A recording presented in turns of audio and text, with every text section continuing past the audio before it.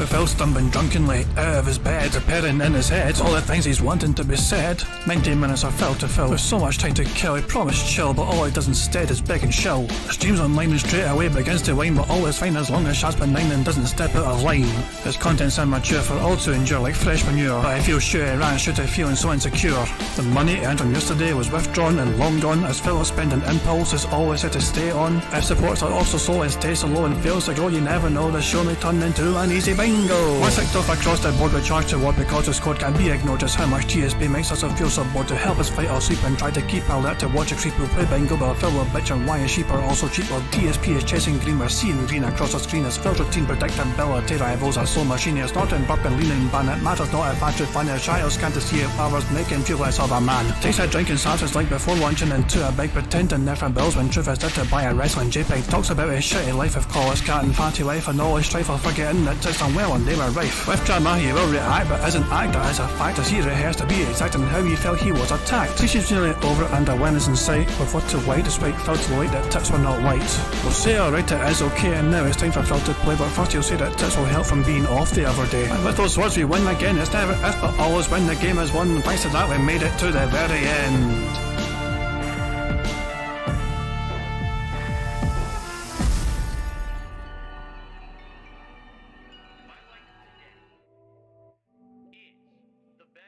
Hey guys, King Janet here, and welcome to DSP Bingo. This is Friday, sorry, this is Thursday, isn't it? Hang on, what day is the fucking week? Yeah, it's Thursday. It's fucking Thursday. Thursday, 19th of January 2023. That's a fucking solid start for me, you got a fucking day wrong.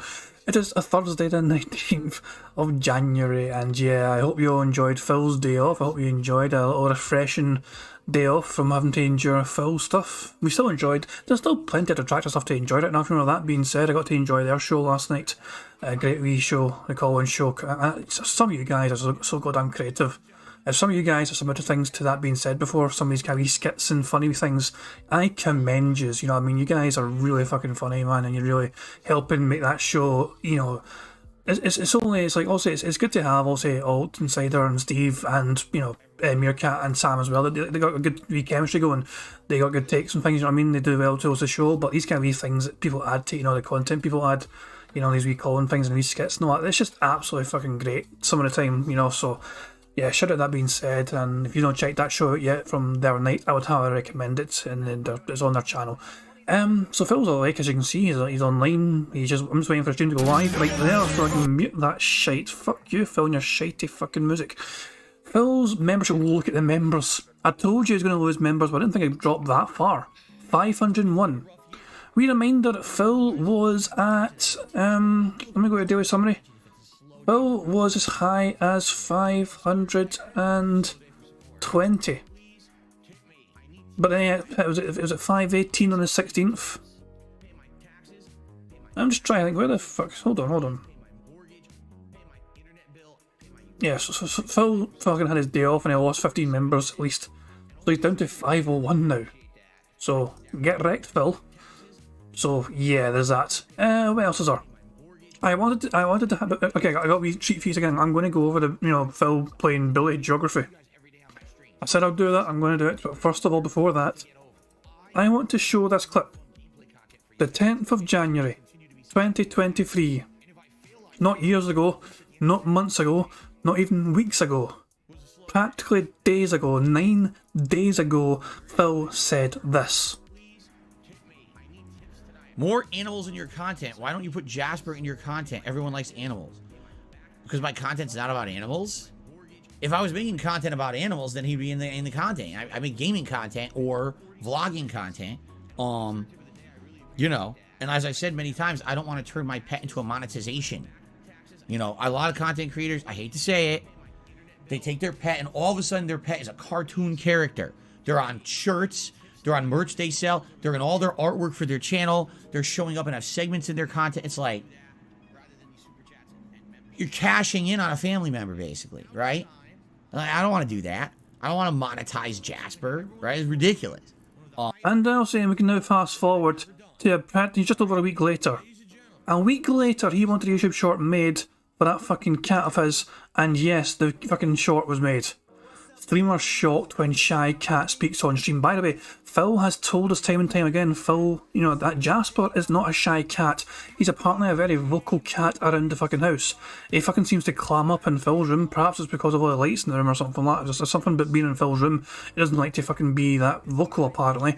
But Phil has never said before in the past, he's never alluded to Jasper being fucking shy. It's usually quite the fucking opposite.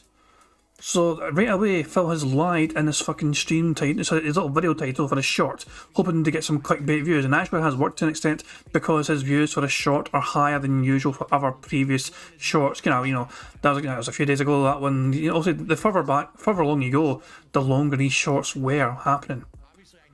The weird thing as well about this is that Phil amplified the volume. He boosted the volume, so it kind of sounds fake. Check this out. Oh, it's a research to prepare for this upcoming playthrough. What do you think about that, Jasper? Jasper Kitty, what do you think about that? You spoke! See that shit? He boosted the fucking volume. So it sounds fake as fuck. If he'd left it as it was, it would have been fucking fine, but he clearly tried to fucking manipulate the volume. To try and fucking... And also, what's this? It's bizarre. Phil, actually, I don't know if Phil... I think someone may have edited the short for him. Considering the fucking camera pan and all that fucking shit. What the fuck going on there, Phil? Phil gonna fucking explain how he managed to edit a short? Without being able to fucking, you know, I don't have time to edit things, I don't have equipment, I don't have this and that. Yeah, this is clear on edit. So, the sound was amplified when Jasper meowed. You can definitely tell. Like, if I scroll down and go back up. I'm doing some research, which I almost never do. I'm doing research to prepare for this upcoming playthrough. What do you think about that, Jasper? Jasper Kitty, what do you think about that? You spoke! Yep, there you go. So yeah. Phil cashing in on that fucking cat. A beloved family member. Anyway. Before we start anything else, I just want to fucking show us off. I did say I was going to show it off because there's a great blast in the past as well. DSP experiences bugged education mechanics. Hold A. Match the flags to their corresponding province, state, or country. What? Oh, fuck me.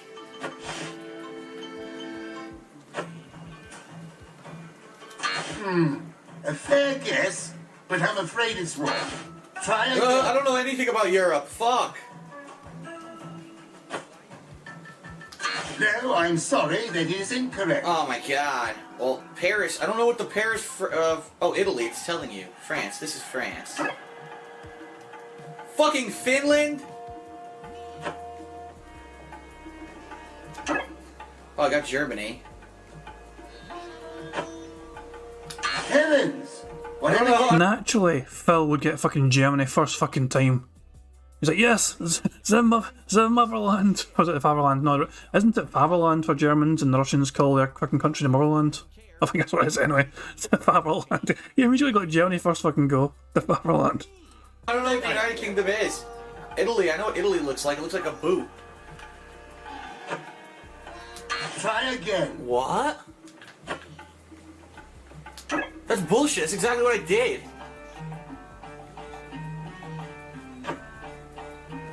No, I'm sorry, that is incorrect. A fair guess, but I'm afraid it's wrong. Heavens! I don't know these at all. Whoever gave you that idea? No, I'm sorry, that is incorrect. Where's Spain? I knew that. Ireland is one of these. A fair guess, but I'm afraid it's wrong. Okay. Norway? I don't know these at all, man. Try again.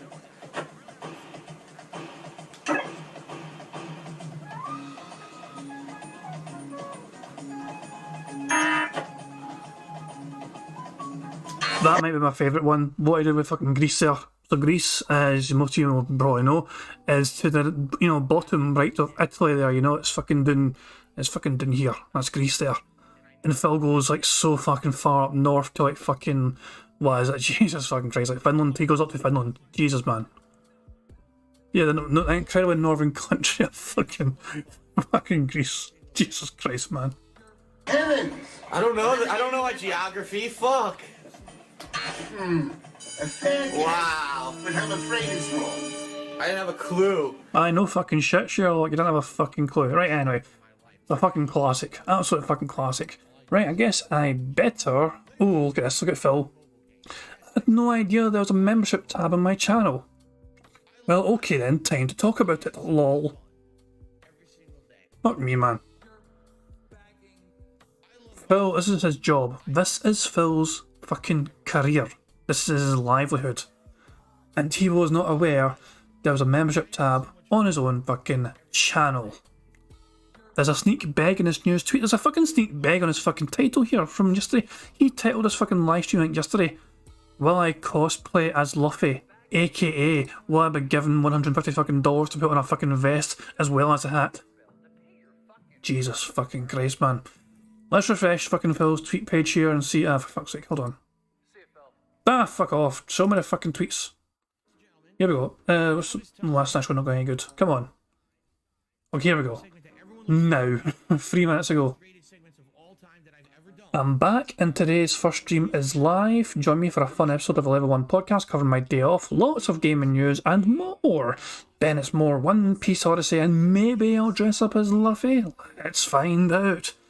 And then right away as well, important. This is the last week we can hit the members goal for January, and the Super Bowl Saturday event is at stake. If you enjoy my content and want to see it happen, please consider becoming a member, continuing one that lapsed or gifting. Thanks. Fuck the fuck off, Phil, you desperate fucking shite. Anyway, let's just get our bingo game set up, guys.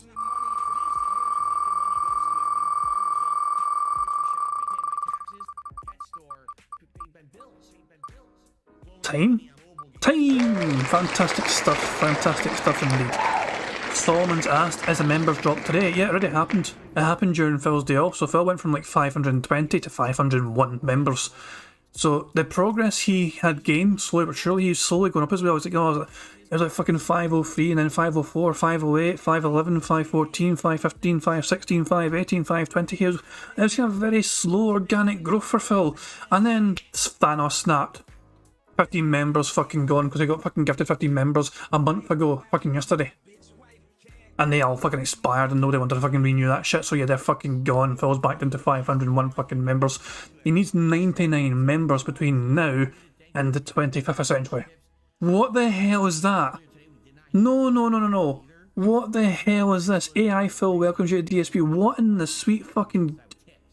Also, Berim, no, hold on. We're not fucking letting that go. We're not going to let that slide. They put a space in between the P and the gaming. Phil says only detractors do it to try and avoid getting noticed from Phil and all that shit. What the fuck? Phil has claimed in the past that only detractors put a space in between the P and the gaming to avoid getting noticed by him or some pish, you know. Fuck off.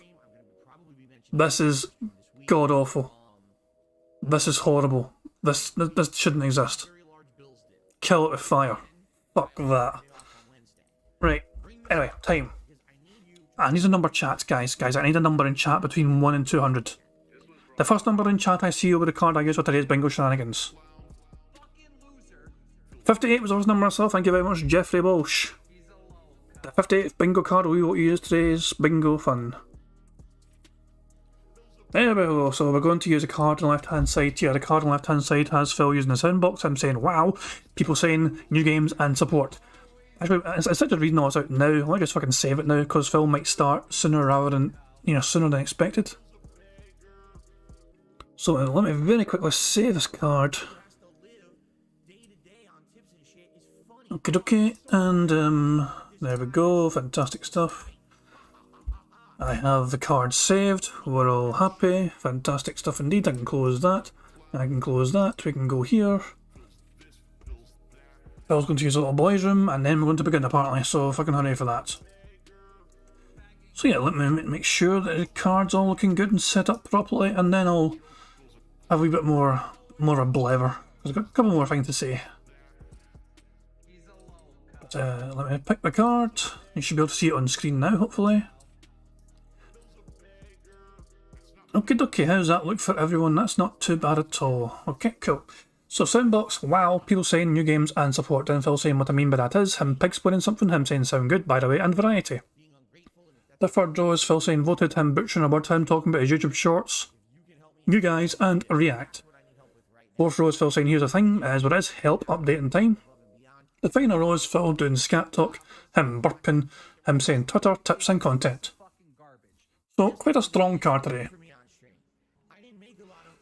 Who knows if we'll get a full house, but hopefully we will get a fucking full house. And you all know the drill by now as well, 25 snorts, free space, 10 burps, free space, and if those double up, that's another free space on top of all that. If we get 100 likes on Phil's stream and he blows bubbles before recording for gameplay, that's also a free space. If this stream gets 100 likes, that's also a free space. So, fingers crossed on that front. So, yeah. What else do I fucking talk about? Oh yeah, Prophet made a new video. So, in case you've not seen that, guys, I went and shared a video the other night, Prophet's video, where he was debunking Phil's claims that the servers for fucking Warzone were fucking shite. Prophet was able to debunk all that because he's explaining that the problem is not with the game, it's not with the servers, it's to do with Phil's internet and, you know, how poorly he kind of allocates things, and basically Phil's setup is basically fucking terrible. And he's actually, you know, handicapping himself because of his own stupidity. So, I always like those kind of wee videos where Prophet tries to explain things, you know, especially when it comes to the technical side of things, and Prophet's able to just explain that Phil's being stupid, this is why he's being stupid, this is how he could do things to fix it, and so on.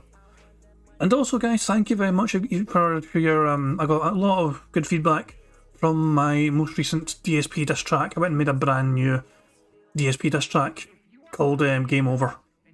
And a lot of people have been quite supportive, and they like the video, they like the song, which is good, you know what I mean? So it's always nice when those go down well. So thank you very much for the positive, you know, the likes and the comments and all, you know, I really appreciate it, so I'm glad you guys like it. Might actually have time to try and sneakily play it, I don't know. I might try and sneakily play it before Phil comes back from his fucking pee break. Let me see if I can sneakily play it randomly before Phil returns. Let's see. Whoops. Shush. Right, so Phil's not back yet. Okay, fuck it. So, fuck it. This is what I made and released the other night, and you guys have been very complimentary towards it, so thank you again.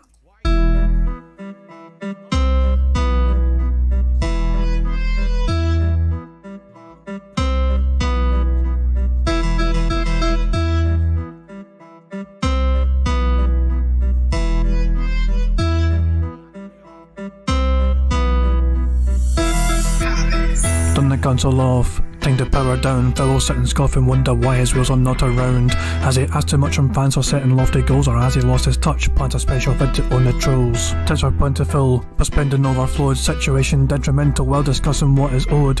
Won't reveal the facts. Detractors are to blame, or while he interacts with big reactors to leech off their fame. Should he contemplate on why he gets such hate? And now he's in a state he wants to change, it's far too late. Wants to set the record straight without debate, and then create a brand new fate that would be great. He simply cannot wait. Phil was not to blame about his solid name. It was detractors who would fame and make up bogus claims, and so he's taking aim at critics who will shame, and he will flame or will proclaiming that his name is held in high acclaim. On that YouTube grind, 14 whole years refined was to be defined by content that is left behind. But success declined and Phil went out his tiny mind. The stars aligned and fate designed to keep him in his current bind. It's a brand new year, but Phil does always fear that wheels will disappear and thus destroy his whole career. Cause the end is near, his situation is severe, as cat is down, as crying tears as Phil's in financial arrears. He would tell in all his lies, hoping to disguise it. Gacha gaming ties is not what his supporters tip supplies. This he still denies, but look into his eyes, there's no surprise. No matter how he tries, he buys to win that JPEG prize. Legacy is set, begs a lot and high in debt. Sees detractors as a threat, but he has not seen nothing yet. He will get upset and will be filled with deep regret, and so has lost a bit because the internet does not forget. You must pay the bill cause Phil will still refuse to show. Adamant his content shit will feeding fans a poison pill. But he lacks the skill to ever thrill, and so will drill into their heads until he strove for fans to buy his DoorDash will. Nothing he could do, content still is nothing new. Always hungry for your view, but fact his fans are just too few. Time to bid adieu, his race has run, you know it's true. He has no clue, success he blew, and now he has no revenue. Yep, so that was that. So yeah. And it went down quite well, you know what I mean? So I'm glad people appreciate that, you know what I mean? So it's one of those ones where a wee bit of time went into it, you know. It's funny because the Bingo this track, I went and wrote the Bingo this track and recorded it all in one day. Sometimes these things can come quickly, and sometimes they take a few days to work on. So it's just kind of weird, but yeah.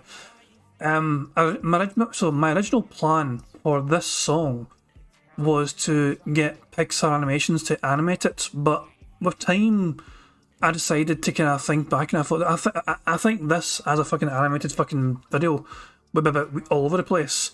So if I do another track in future where it has more of a general theme, where it's not going to be all over the fucking place like this kind of one was, then that I could maybe get Pixar to do something for me. I don't know if he wants to.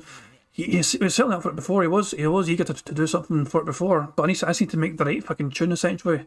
And because we'll see what happens. In the end, it's been stuck to just the kind of way I've done it before, where I've just done subtitles, not and all that jazz.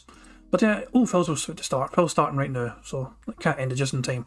So yeah, welcome to the stream, guys. For those that are just joining now, welcome to the stream. You've not missed much. We went and covered Phil. Basically, we just kind of made fun of Phil's geography skills from Bully back in the day. And everything else. So yeah, let's pick some animations in chat there. How you doing, pal? But yeah. Phil's going live right now. You guys all know a drill. Tag me in chat in case I miss anything on the card. I don't try and miss things, but it happens sometimes because I'm a dumb bastard. 10 bucks free space, 25 snorts free space, 100 likes from Phil, double bubbles before I record the gameplay. It's also a free space, so fingers crossed, guys. Here we fucking go. Remember, 25 out of 25 means one of you guys can win a prize. So, fingers fucking crossed, guys. Cheers.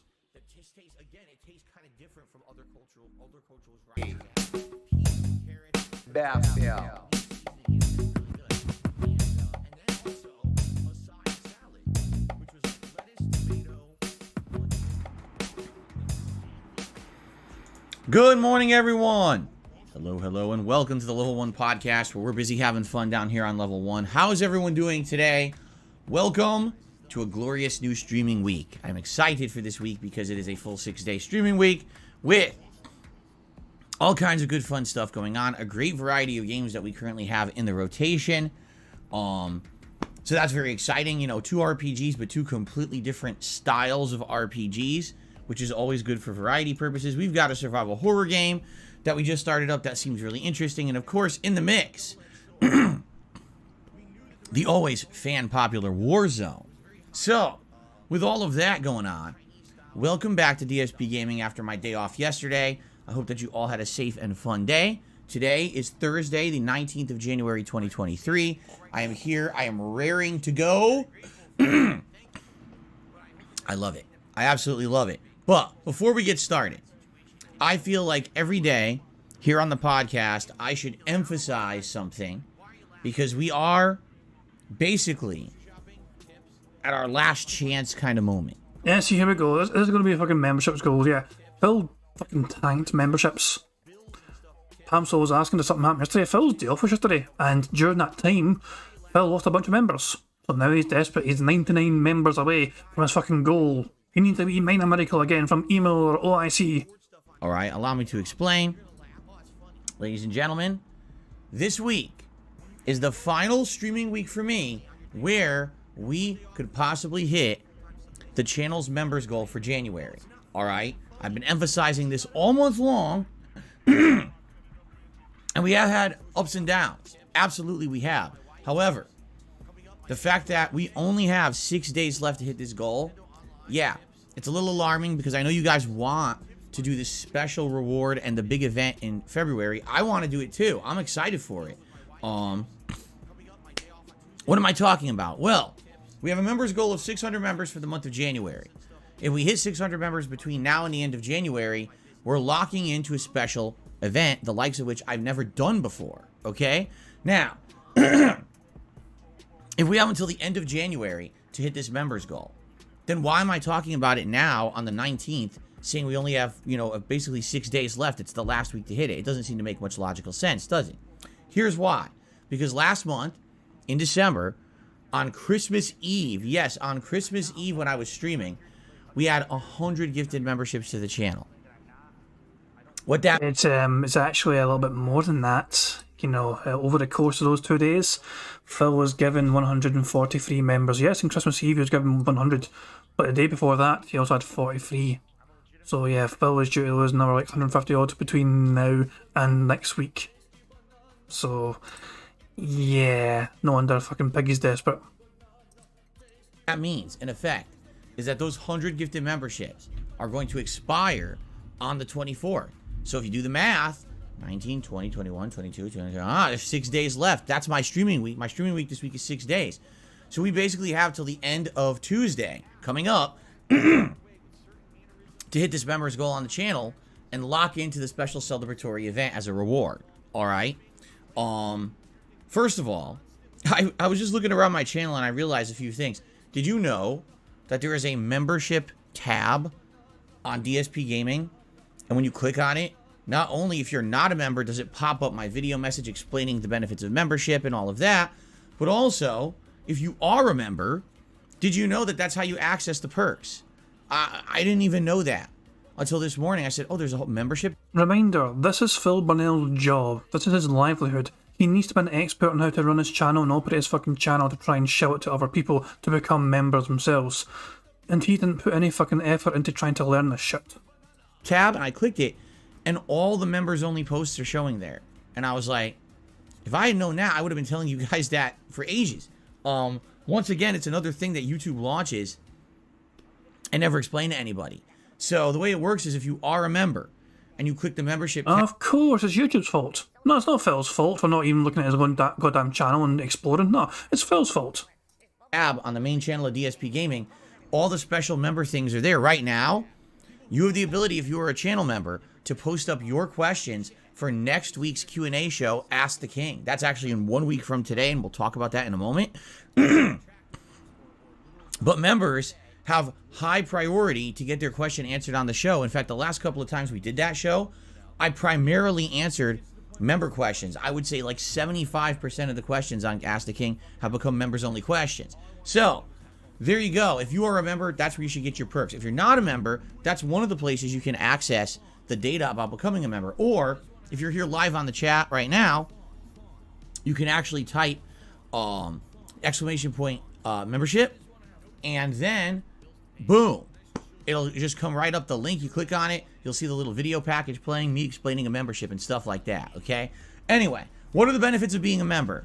Number one, you get a highlighted name in the stream chat and in video comments. Number two, you get access to all of my emotes in the stream chat and video comments. Number three, you get the ability to bypass slow mode in the stream comments, meaning everyone else has to wait. I think it's, what is it, 30 seconds? No, it's 10 seconds. Is it 10 second slow mode? That way it avoids spam. You don't have people coming in here spamming nasty stuff or trying to do bot commands. This basically disables that. Well, if you're a member, you bypass that. You can talk as much as you want, okay? You get a cool chat crown badge to show how long you've been a channel supporter. And then, when we do special events, for example, like Ask the King coming up, you will always get priority access. When there's an event where you nominate and vote on stuff, you will get the priority to nominate and vote, and usually members will get their nomination into the final running way ahead of everyone else who has to kind of like contend with all the other hundreds to thousands of nominees, you see? So, this is pretty awesome. Memberships help the channel a ton, and you get tons of benefits from it.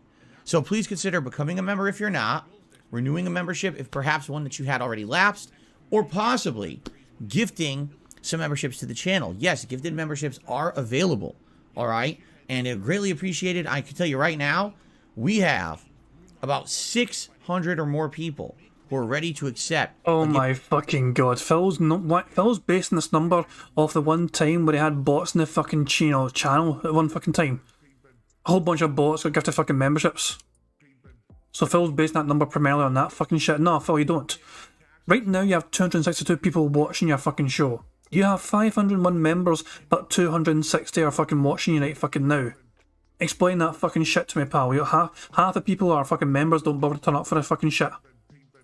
Gifted membership, because at one point we had well over 1,000 members here on the channel a few months ago, and you know all those gifted memberships lapsed. So if you are interested in receiving a gifted membership, type exclamation point gift into the stream chat. There's a link you can click on. That's a check for your channel to see if you can enable a gifted membership. Not every channel is eligible, but if you don't have it, you might want to enable it just in case someone starts dropping gifted members. You might get one. It's based on many criteria, including how often you attend streams, your engagement on said streams, meaning how much you chat, how much you like the content on this channel, etc. Okay? So thank you in advance to anyone. Now, what is at stake? I'll tell you what is at stake. An unprecedented, unique event the likes of which I've never done before. It is called DSP's Super Bowl Saturday Bash. Now, I've never done a sports-related event before, ever in the history of me making content in 15 years. Every once in a while, I'll play a sports game as a one-off, but I have never, ever specifically just done a sports-related event. So, what does this entail? Number one, a marathon, meaning I'll play all day long rather than 2 separate streams with 2 different games. It's an all-day long event. Number two, I will dress up in NFL attire. I own 3 NFL jerseys, the likes of which I will wear during this event and alternate between. Number 3, I'm going to buy some NFL-related merchandise to have during the stream, whether it's to have in the background or actually do stuff with during the stream. I might even get one of those hats where you could drink out of it because it has those straws that'll go to like beer bottles or whatever. We'll see. But in addition to that, I'm also going to purchase a good variety of foods that you would eat if you were watching a sports game, whether that's going to be snacks like chips or nachos or, you know, things you could toss in the microwave. But also, I will order actual real, like a meal. That would be the kind of food that you would order as well, like maybe pizza or wings or both, to have as well during like a Feasting with the King special for this event. And then on top of that, what will we be actually doing during the event? I'll be playing a few retro sports games on the Switch. I know for a fact Tecmo Super Bowl is on there. I never played it. That'd be pretty neat. In addition, we'll be reacting to classic Super Bowl ads on YouTube. And then on top of all of that, I think we're going to do a 30-man over-the-top rope fantasy battle royale sim in WWE 2K22. I think that would be absolutely awesome to do, something silly and something special for the event. So, that's a lot of rewards, a really special day. When would this be? The day before the Super Bowl. So that would be Saturday, February 11th. All right? Listen, I'm pumped. This sounds great to me. This sounds like an amazing, unique, fun idea. You guys over the last couple of weeks have told me this is a great idea. You want to see it happen. Problem is, we haven't really made progress. We were up to like 520, then we went down to 510, then we went up to 521. Now we're down to 501 because a bunch of memberships expired. All right? So this is it. Now is the time. If you were willing to take action to become a member, gift a membership, now is the time. 6 days left. The final countdown is in effect. You will hear me talking about this every day on stream because it is important. Obviously, I know you for fuck's sake, every fucking day for fucking... At least it's at the start of this fucking podcast and he hopefully won't fucking bring up again. guys want this event to happen. I do too. So please consider it. Fair enough? Okay. Gratuitous shilling of memberships done. And now we can move on to the rest of the show. Welcome to the Level 1 Podcast, everyone. So what are we doing today? Well, I'm back from break. And of course, as usual, today I will do my special segment that you guys love. It's a little thing I like to call Phil's Day Off. And let me tell you, I got a little bit to talk about. Nothing too ultra special, but I do have some stuff to talk about. Okay? And then, gaming news today. Yes, we actually have a gaming news segment. Several things happened during my day off yesterday. I would say 2 really big notable stories to mention. One regarding layoffs, which are always terrible in the gaming industry. And then an update on that Ubisoft story that we talked about a few days ago, where Ubisoft is reporting really bad financial results, and they had to cancel a bunch of games, which basically resulted in their CEO putting all the responsibility on the shoulders of the regular employees rather than himself. It's interesting because we have a big follow-up to that. I think you guys are really going to enjoy, especially if you liked my take on it earlier this week. Okay. So, awesome, right? Good stuff to talk about today. Where do we begin? Why don't we begin at the beginning? And why don't we talk about Phil's Day Off? Okay? So yesterday, the 18th, was my day off from streaming. Okay? And, excuse me. Basically yesterday, after last week's incredibly stressful day off, and if you don't remember my story from last week, my wife and I had such a busy day last week because we were running out and about. We had a million things to do. We had multiple appointments we had to make. We had chores and errands to run, including haircuts, grocery shopping, Costco run. We had like 5-6 things we had to do that were all important. And by the time that we were all done with that, we were so beat and exhausted, we didn't have any time to do anything we wanted to do. We just forget it. We're just going to go home and relax, you know? And it sucks, but that's just life, you know? So this week, we decided to do the opposite. We decided, hey, instead of doing a day where we're just so busy and beat running around, we're just going to stay home and I'll go out and do the necessary errands that need to be done. But in the meantime, we'll do a lot of relaxing stuff, okay? And that's what we did. I can just tell you, the food this week turned out way better. If you remember, I've had multiple DoorDash horror stories the last couple of weeks of things that went wrong. Because you fucking order DoorDash all the fucking goddamn time. Yes, we're fucking very aware of this, Phil. So you try and deny it all the fucking time, but yes, you're a fucking staple fucking daily, visitor. You're the number one customer. Renton's most fucking DoorDash person is Phil Burnell in the Snortfort. Nothing went wrong this week. The food we ordered was great. We actually got Hawaiian food again, which now is becoming like a staple around here because we never used to eat it. And then last year we tried it for the first time. And we were absolutely blown away at how good Hawaiian food is. We were like, whoa, the flavor's outstanding, but it's not greasy and disgusting. It's actually quite good. The meat, barbecue chicken meat, and whatever they do. Oh, man. So we ended up getting Hawaiian food again. And we were blown away. Man, I'm sorry. I got a frog in my throat today. Oh, disgusting. It actually went great. It actually went absolutely great. All right.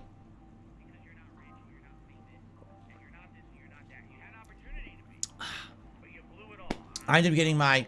When you order Hawaiian food, I usually get a seafood combo. So what you can get... You can get this kind of... I don't even know what kind of fish it is. It's some kind of a white fish.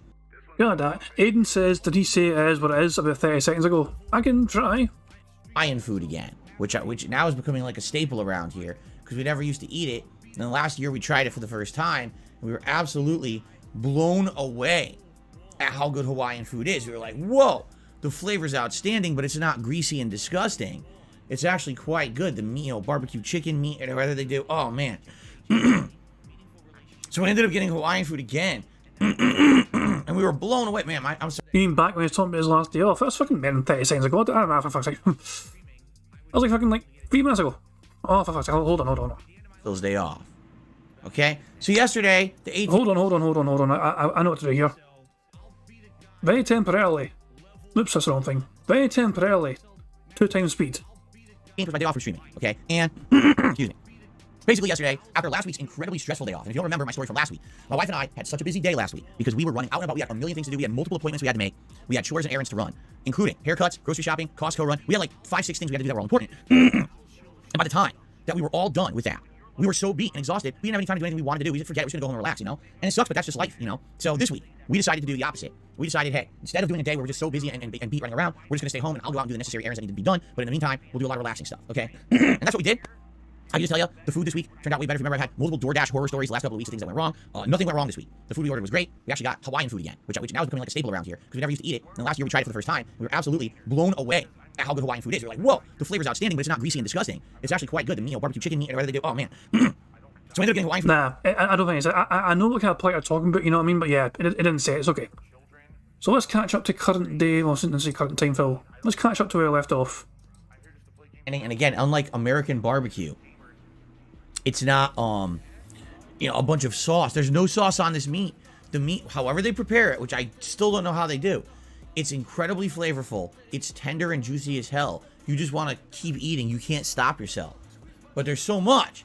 There's no way you can finish it.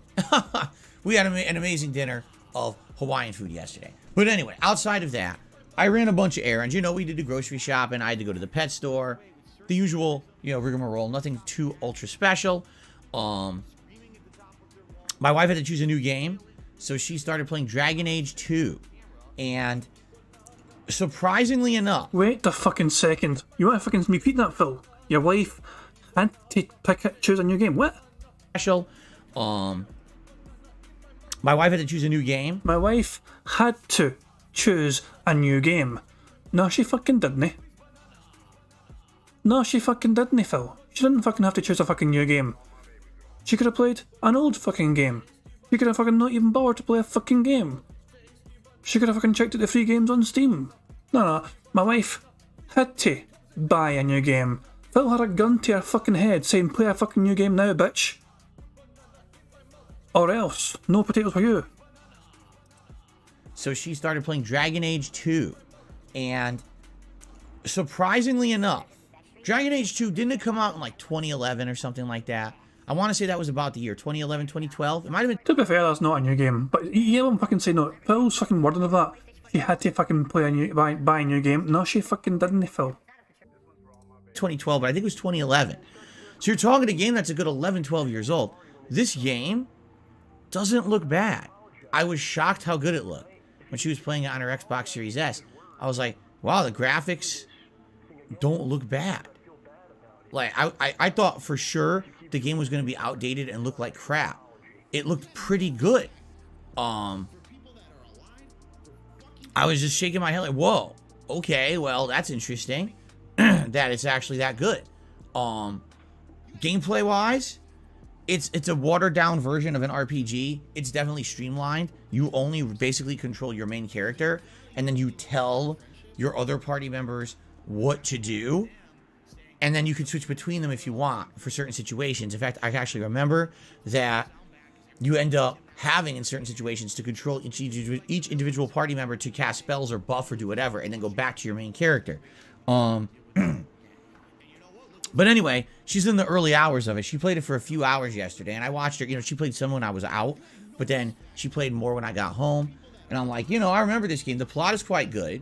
But I do remember when I played it, I had a couple complaints. Complaint number one is the game didn't run very well. I remember the game being kind of like, it ran sub 30 frames per second.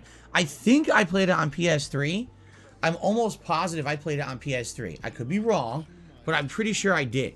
And when I did, I remember liking the story and the dialogue choices, but I just remember that it didn't perform very well. It wasn't a great looking game back then because it was kind of choppy, although the detail was good.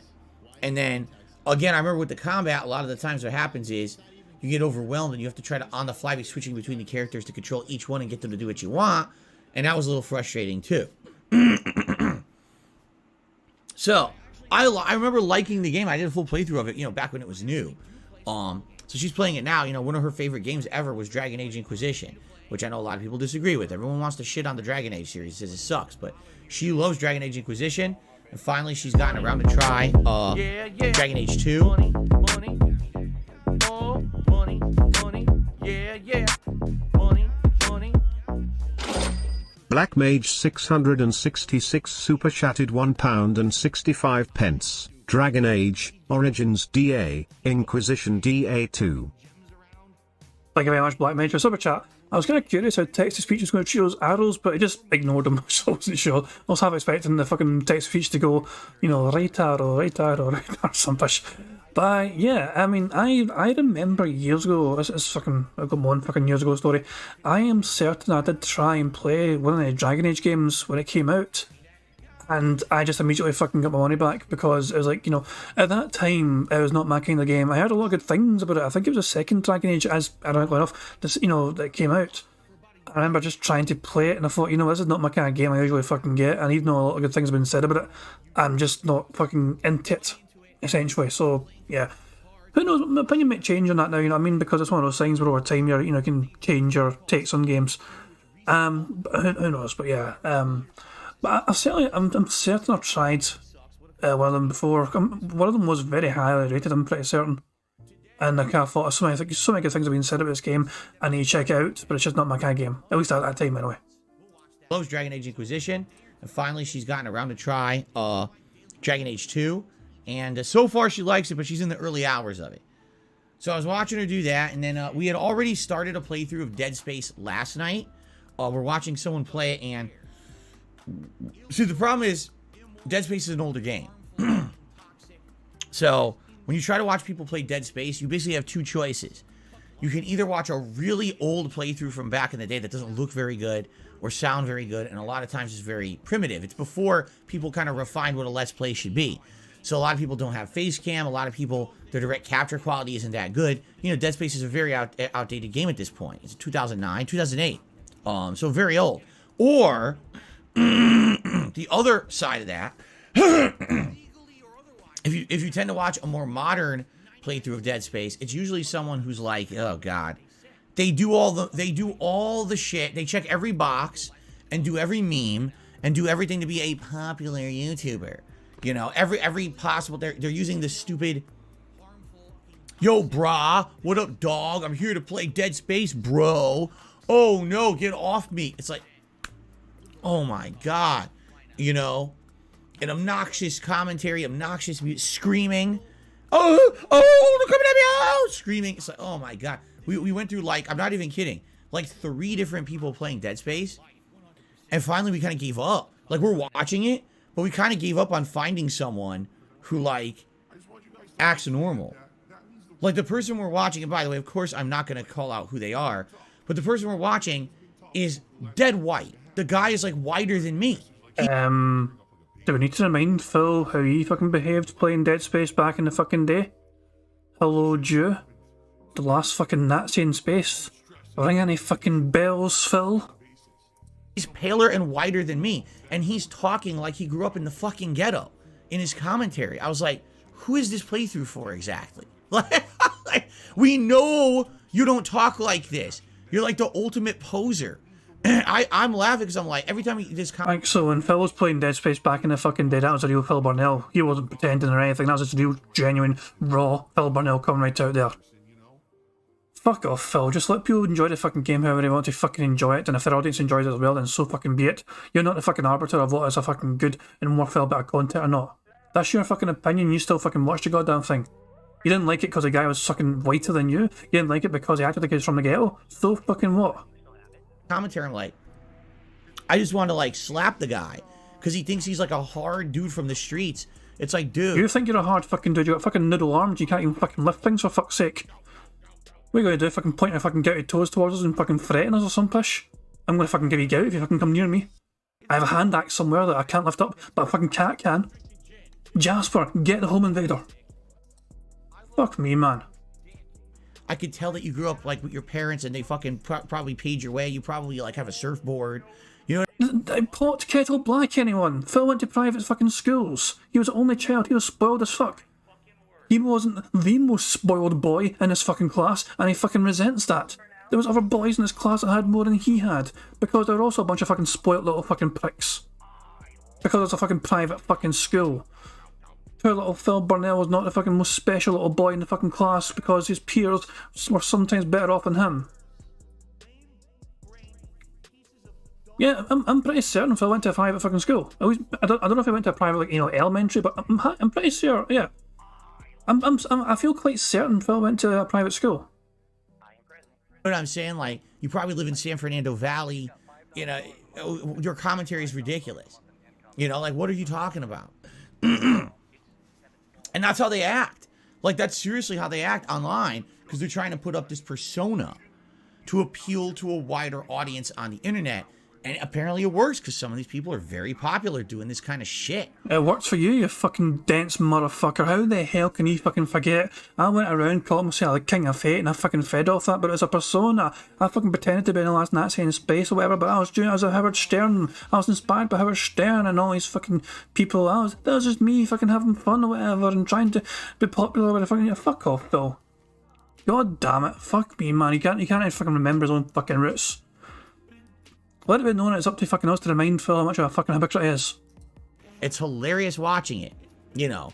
And the play that we're watching isn't particularly new. It's from several years ago. So it doesn't, again, it still doesn't have every element, but still it's just laughable. So it's a years ago playthrough of someone playing Dead Space, and yours is a fucking good one compared to theirs? Really? You really want to fucking, you know, go down that route? Like, what I'm noticing... Okay, what I'm definitely noticing, the more that we've watched other content creators do Let's Plays, is that all the criticism that I've got over the years usually was completely unfair. All right, and I'm not saying that I'm the best Let's Player out there. I'm definitely not. But the point is, over the years... Oh my fucking god. Seriously? Are you fucking kidding me on? Jesus fuck, like... Phil... Let me explain this to you as best as I fucking can, even though you're not going to fucking see this. A person's intelligence is not usually what makes or breaks a fucking video being entertaining. An example I like to fucking use from this is when, you know, Achievement Hunter guys, you know, he's a slow-mo guy, well, Gavin Free plays video games, notoriously dense motherfucker when it comes to fucking video games at times, you know, he's like a fucking colossal buffoon at times playing fucking video games, and yet...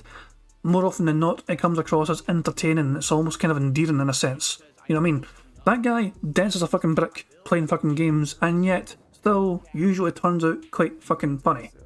Phil, dense as a fucking brick, but yeah, he cannot fucking make that into something funny. He cannot make that into something entertaining. Usually it's something fucking cringeworthy, because he's fucking shitting the game, shitting the developers. He's like, ah, fuck. He cannot make these fucking times redeemable for himself. You know, it's not one of these things. He cannot just come across as, oh, as the bumbling buffoon trying to make his way through a game and get enough. Phil just fucking, you know, is toxic as fuck about his fucking limitations in fucking games compared to other people approach it.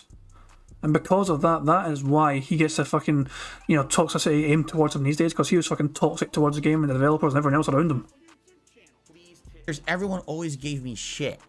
Always gave me shit for my style of commentary, my style of gameplay. Here's what I'm noticing. The vast majority of Let's Players out there are actually just as good or slightly worse than me at the games they play. I'm serious. If they're playing a game for the first time, they're usually doing worse than me. Yeah, everyone always says I'm one of the worst gamers out there. Then you don't watch other Let's Players who are popular. You're just an asshole who makes fun of me and doesn't focus on everyone else out there. They suck. Oh, so heaven forbid I don't fucking watch every single fucking content creator that's ever fucking existed on goddamn YouTube. Oh, if we're allowed to fucking comment on anyone on fucking YouTube, let's make sure we watch every single fucking other one first, so we can make sure they're not worse than Phil.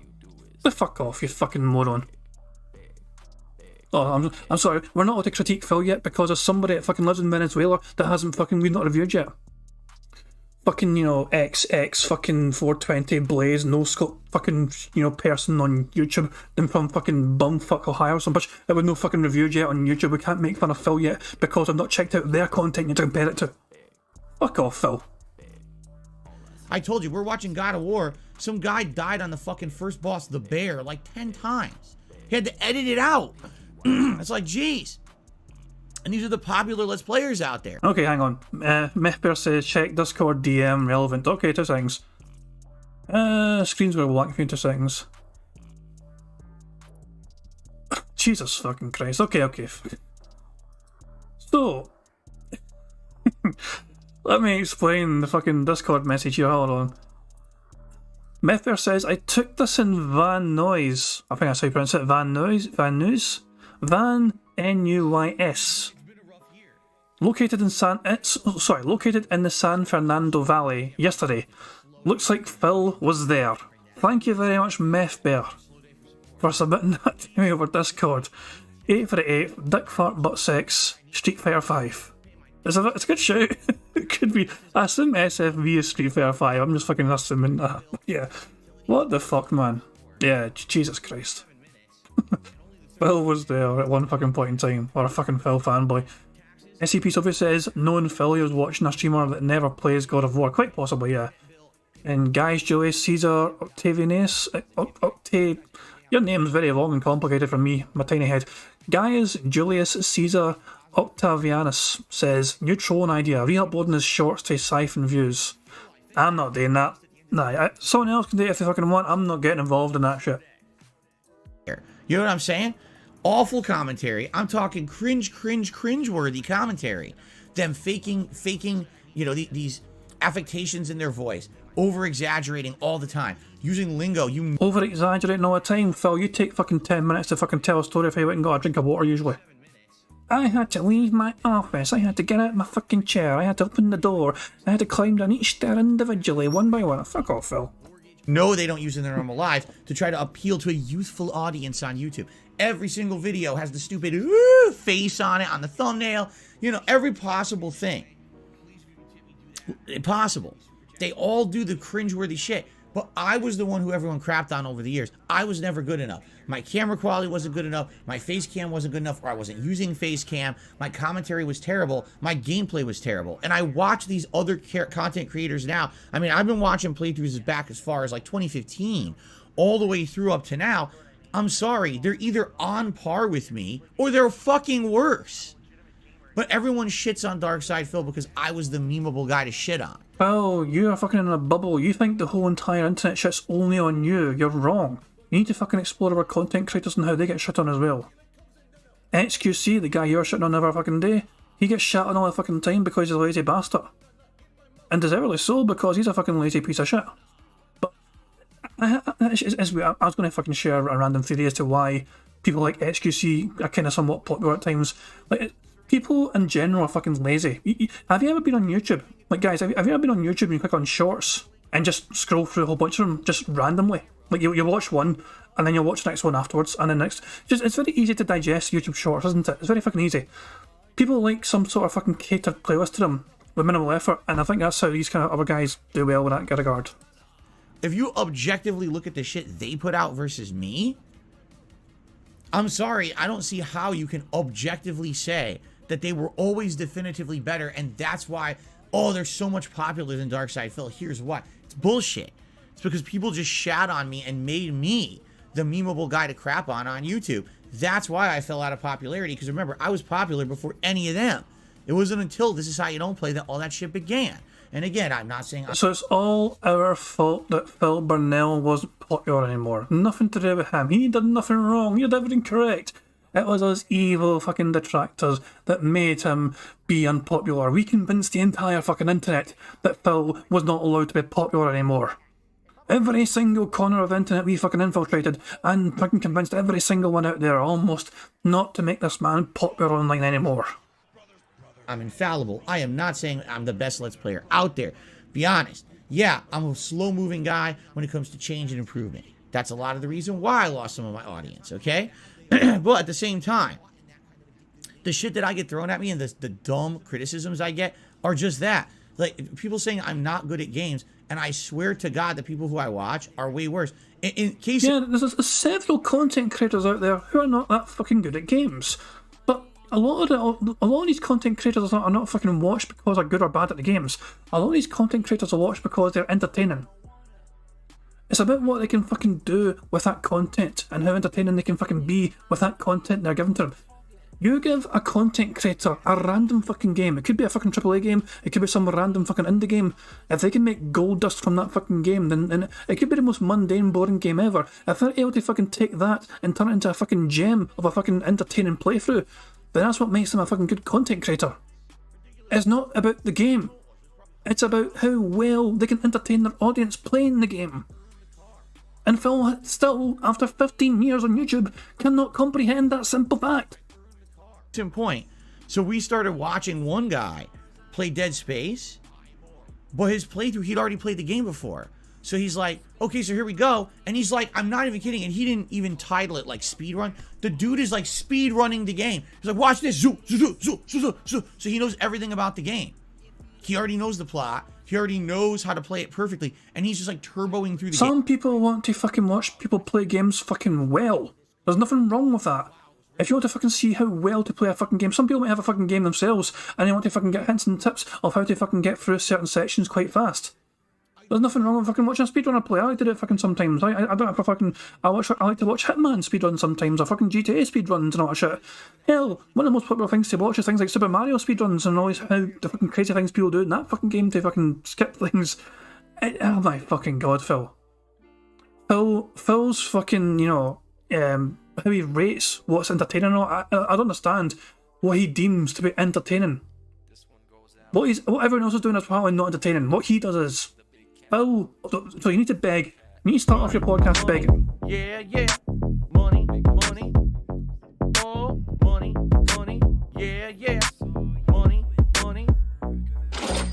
Profit Super chatted £3.07. Tim the Tatman today playing Warzone 2 solos, drove around picking up people pretending to be an Uber driver using Prox chat, while Phil sits in a toilet. Exactly, Prophet, exactly. Exactly, Phil fucking camps and hibernates in a fucking toilet because he gets a bounty which usually fucking sees him, well, please survive the top 10. If you fucking survive to as far as fucking possible, you'll get some fucking money. That's not very entertaining. You play the fucking game not for the fucking love of the game, you play the fucking game because you want some money out of it. You fucking shat over the fucking game developers, you shat over the fucking game itself, you hate the fucking concept of the fucking game. You keep playing that game specifically for fucking money. Because you think you can get, you're trying to squeeze as much money out of that fucking game as possible for fucking bounties. That is literally the only fucking reason you play that fucking game anymore, Phil. But by the way, guys, are you guys a fan of the text-to-speech? I can get rid of the text-to-speech if you want, guys. It's one of those things where I thought it made an improvement because my dumbass sometimes is, you know, incomprehensible when I'm reading shit out. But yeah, it's one of those things. But aye, it's a great fucking point because Phil just fucking bores his audience to death by fucking sitting in a toilet. He's like, guys, I can do a bit of Q&A now, guys. I can chill with the audience and interact with my audience because I'm camping in a fucking toilet trying to hold out to fucking get top 10 or something so I can get his fucking bounty. Isn't this great entertaining gameplay, guys? Me just sitting in his toilet staring at his fucking wall. Is that what we got other content creators playing that fucking game, having fun with it, fucking having a good laugh with the fucking game, you know? Come up with clever ideas to entertain their audience and make it a worthwhile experience and an entertaining experience for their audience. They're not watching the same thing over and over again. They're not watching some fucking random fucker sitting in the fucking toilet hibernating. No. Jesus Christ, man. Frosty Beats says this is what he does on his day off, watch and see about YouTubers being better than him all day while a fucking loser. A great fucking point. That is exactly what his days off are like these fucking days. Quality time with his fucking horse, staring at a fucking YouTube content creators being better than him, and him fucking seething, going, I'm better than him, I'm better than him. What's this guy? What's his views like? What's his numbers like? How many subscribers has he got? I'm better than him. Why do he got so many more subscribers than me? That's not fair. I should have all the subscribers. I'm way better than this guy. What a jealous little bitch. Game at maximum speed, like, but he didn't even title it that. He said it was like a legit playthrough. It's not. You go to watch it, it's like this guy is just like kind of rushing the game. How is this entertaining? Again, maybe if you had titled it speedrun, you'd be like, okay, this guy's really good at it, or he's turbo. It's not entertaining to watch when literally you are not the one that decides that. Some people find it entertaining. Some people do like seeing people play games well. That is not for you. So it's not entertaining for you. Fair enough, Phil. You don't want to fucking see somebody play a game well. That's perfectly acceptable. That's perfectly fucking fine. That's your opinion. That's your take. You're not the one to fucking decide for everyone else what is not entertaining. That is not your choice. Doesn't really react to anything, or if he does react, you can tell it's a fake reaction because he's already played it before, so he's overreacting to try to get a reaction out of his audience. But I mean, I could just sit here and tell you a million times, seriously, how I'm now watching all this other content, because it's hilarious how over the years everyone...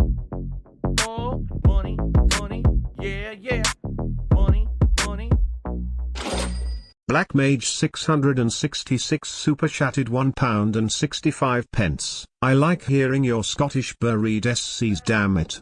Thanks, Black Mage. What I might do is just keep the text to speech only for whoever contributes anything. How's that? I can still read. I'll read out the message, but I'll let text to speech read out, you know, who sent the message or whatever. I don't know. I'll mess around with it and see, you know what I mean? But it's one of these things I can always amend or remove or whatever in future. I know some people will be for and against it. We'll see what we do with it. But yeah, thanks for your feedback. I'm still fucking... I cannot believe Phil's fucking taking this shit, man. I really can't fucking believe Phil's taking this. Let's go back a few seconds and see what he says there again. But Phil is like fucking deciding what is not worthwhile entertainment. What the fuck is he talking about? Maybe if you had titled it speedrun, you'd be like, okay, this guy's really good at it, or he's turbo. It's not entertaining to watch when literally he doesn't really react to anything, or if he does react, you can tell it's a fake reaction because he's already played it before, so he's overreacting to try to get a reaction out of his audience. But I mean, I could just sit here and tell you a million times, seriously, how I'm now watching all this other content, because it's hilarious how over the years everyone said, do you watch other content creators? And I'm like, no, I don't. I just stay here in my lane and I do my own stuff. Now I'm actually watching the other content creators, and what I'm realizing is they ain't got shit. They're virally popular for various dumb reasons, whether it's memes, whether it's literally just because they checked every box of the how to be popular on YouTube or Twitch fucking algorithm. It's nothing to do with the content. It's not. It's ridiculous. You know, me, I was the one who was the popular guy until it became either abuse the algorithm or shit on Phil because of the memes. Abuse the algorithm? Excuse the fuck out of me? You're the one that abused that machinima fucking contract, that views-based contract you had by fucking uploading 20 fucking videos a fucking day. 20, 30, 40, sometimes 50 fucking videos a fucking day in 10-minute fucking increments. Excuse the absolute ever-living fuck out of me, Phil, for fucking... You absolutely... And by the way, I'm not criticising Phil for that. Phil had a machinima contract that was based on fucking views. Phil then fucking made the absolute most of that and went to fucking town, uploading every single fucking possible video he could fucking think of. I'm going to fucking play this game. I'm going to open this game box. I'm going to read the instructions to this fucking game box. I'm going to make myself some food. I'm going to fucking film myself reacting to something. I'm going to go outside and fucking film. Phil uploaded absolutely fucking everything under the fucking sun, but because he was on a fucking views-based contract, he made bank in his fucking content because he was on such a fucking lucrative machinima contract. Phil made the absolute fucking most of that situation. Fair play to you, Phil, but you cannot fucking have a go at other people fucking exploiting the fucking YouTube algorithm when you exploited machinima for all it was fucking worth until it practically went bankrupt because you fucking milked that bad boy for all it was fucking worth. Don't be so bitter and fucking jealous of other people fucking doing this more successfully than you are when you've been doing it fucking longer than them, but you're fucking failing compared to these up and coming new fucking YouTubers that know how to fucking do it better than you've ever fucking done it. It's not fucking their fault that you're unsuccessful now, Phil. Don't take it out on them. You know? But you know what? I'm happy that I'm still here and I have the audience that I have. I know I'm never... Aye, sure, you're fucking happy. That's why you fucking spent the last fucking 10 minutes bitching about all these other YouTubers.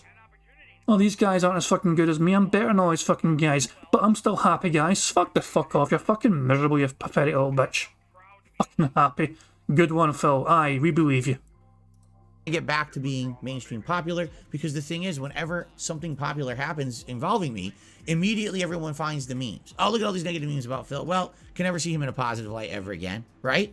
And that's YouTube light. I wouldn't fucking agree with that though.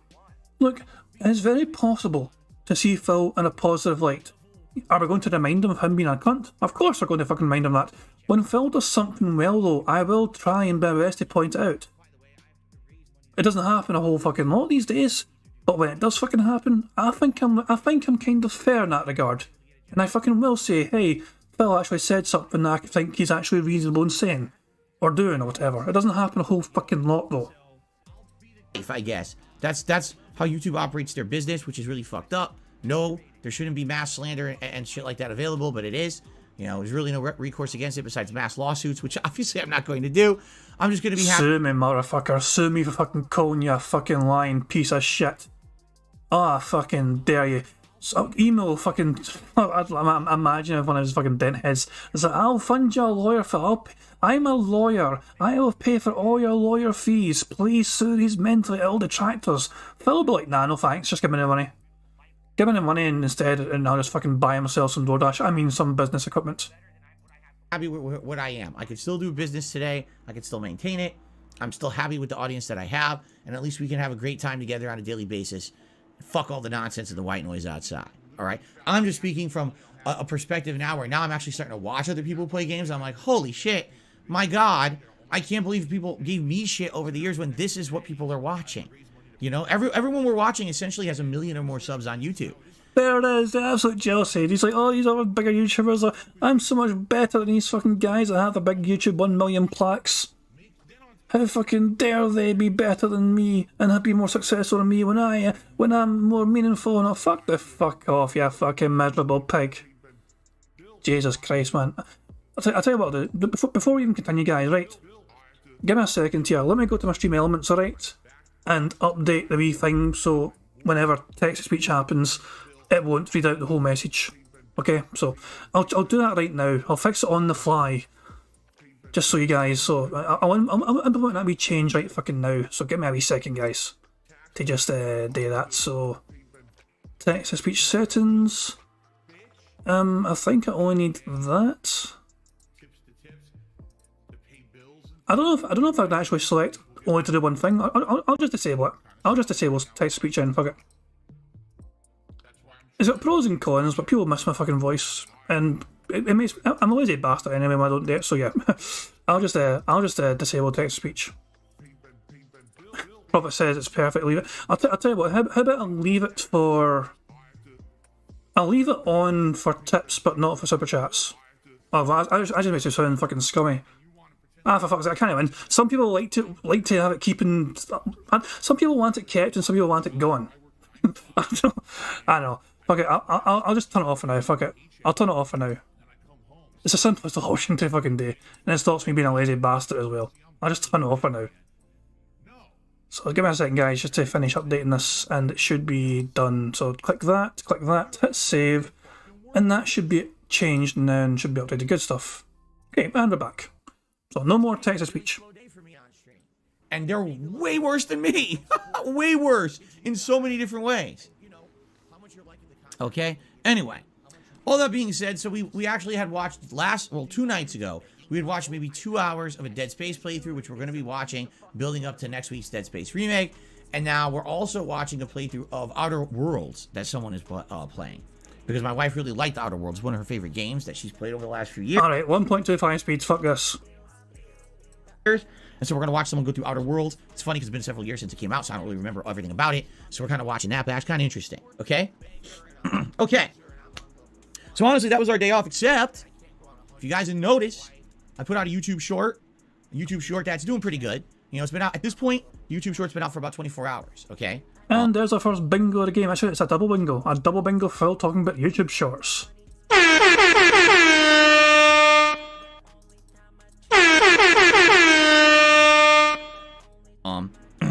Let me see here. So in 24 hours, I put out a YouTube short. So far, it has over 4,000 views, several hundred likes. All right? Has it gone viral? No, it hasn't. From what I'm seeing, this YouTube short has basically just stayed within my own circle. You know, people who are sub to DSP Gaming. Get fucked then, Phil. You tried your best to fucking make it go viral. A reminder, guys, a reminder of what a fucking thing was. He titled the YouTube short, Streamer shocked when shy cat speaks on stream. Hashtag shorts, hashtag pets, hashtag cat, hashtag cats, hashtag cute, hashtag wholesome. I'm not kidding you. I'm doing some research. Shut the fuck up. Look at all these fucking hashtags that Phil tried to fucking exploit to make it go viral. And a reminder, Phil has never claimed the cat's shy. I'm here to discuss fuck Phil and his fuck. He's trying his best to fucking make us go viral. It fucking failed. Are we going to find out who edited it? That'd be good. And the like. So what is the short? It is that epic moment 2 days ago when right here on the Level 1 podcast, Jasper Kitty jumped up on the chair and then jumped on my lap. And I said, what do you think about that, Jasper Kitty? And he turned to me and he said, meow. And it was super cute. He literally answered me. He talked to me on stream. That was the first time ever in several years that Jasper's been a part of my content that he's ever actually talked on stream. And I've tried to get him to do it before and he never did. He finally did it. I was like, yes, the epic moment captured live. So a fan of mine basically took that moment, clipped it up. You can see there's panning camera angles and sent it to me and I posted it up as a YouTube short. And people seem to love it. I mean, it's wholesome. It's a wholesome clip. It's a silly cat being cute. He's always shy on stream. Finally talks. People really like it, okay? Hold on, so somebody illegally downloaded your content and then made a fucking clip out of it? Is that what you're trying to say, Phil? I thought you hated it when people did that. Wow. Okay. And so, I'm very happy about that. And I hope that people like Jasper Kitty. And I hope that maybe Jasper would maybe be a little bit less shy. I would enjoy if he would actually join us on streams. But as you see, unlike other content creators, it's just a silly one-off thing. If Jasper is available to be in the office on a certain day and he wants to join us and do something silly, he's available. He can do that. It's not every day. You know, on days when my wife is home during the daytime, he can't come in here because I've already told you the million reasons. We don't need to go into it again. But anyway, on certain days he'll be in here. He'll be able to interact with us if he so chooses. But I'm not going to turn this into some giant thing. You're not going to be seeing me selling Jasper t-shirts. I'm not going to be doing the Jasper Power Hour, Jasper Cam. We're not going to have 400 memes of Jasper on the internet like a lot of other content creators tend to do. They try to turn their pets and or other family members into monetizable, digestible. But you've literally just did that. You've literally just done that with Jasper. You dense motherfucker. Just because you're not going the fucking whole hog, fucking going on a meme and fucking having the whole fucking brand store with fucking Jasper merchandise doesn't mean you're not fucking exploiting them for monetary gain. Also, gentle reminder, you fucking charge your audience $1,000 to fucking reveal the goddamn cat in the first place, and then another audience member gave you another $1,000 anyway, just because fucking dumbass Jeff. Of their content, I'm not going to do that. Jasper wants to be a part of the content. Good for him. Let him willingly come in here and say, hey, I want to be silly. I want to, I want to talk. I want to be, get some attention for myself. That's perfectly fine. But that's as far as I'm willing to do it. And I'm very happy that that Jasper enjoyed being on stream. And again, we'll see what happens in the future. But what you saw is an example of what can happen with YouTube Shorts if used properly and if I have help.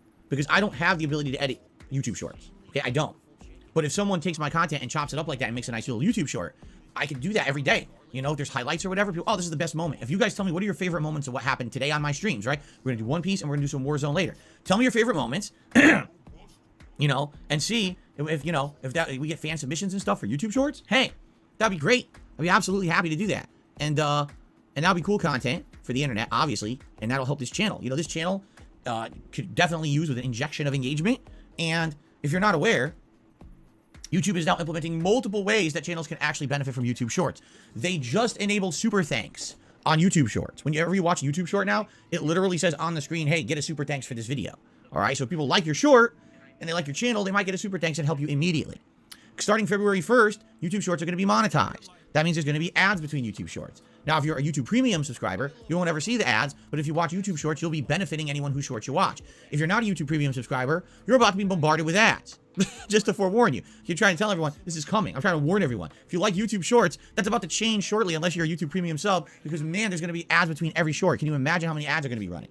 So, it's pretty awesome, and if I can implement a regular usage of shorts, maybe a few a week, that are highlights and interesting moments for my content, and get people used to them, that would be great. I think that's a better implementation of shorts than what I was doing previously, which was me just reiterating the schedule every day. I think instead of that, doing something like this, highlights would be great. But the question is, what highlights do you want to see? I need your input. I would love to hear everyone's input on a daily basis. Hey, this is the moment that was really fun. Be sure to highlight that, or you know what I'm saying? So that would be cool. All right, and thanks in advance to anyone who will share your opinions on what's the best stuff that happened. We'll see what we can do. Maybe we can have some shorts every few days here on the channel and bring some emphasis to it. Okay, very good. In fact, the biggest YouTube short I ever did was that gameplay moment from Sonic Frontiers when I had my Chaos Emerald stolen by one of Robotnik's robots.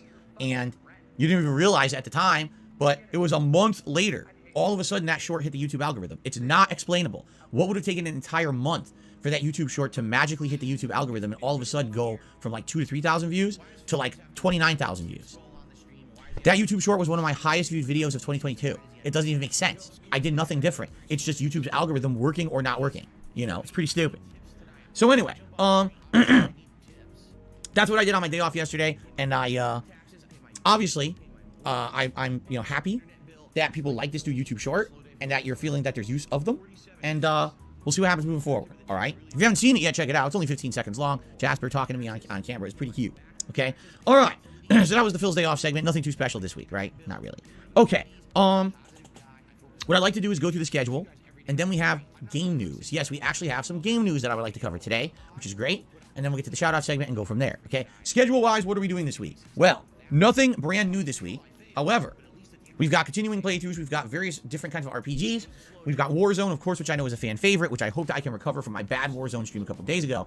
And we got a brand new survival horror game that I started playing the other day that I really like, okay? So let's talk about that, all right? Today, it is a continuation of One Piece Odyssey. All right, so far I've played it, I think, like 8 hours. And we're in Alabasta, which is the first major area of the game. I'm having a great time with it. We actually just defeated multiple bosses, and we're going to continue on with the desert exploration. The game's gotten a lot more challenging and a lot more fun. I feel like with a JRPG, if the combat's challenging, then it adds more to the game. And I'm having a good time with it. You guys are enjoying the chill vibes.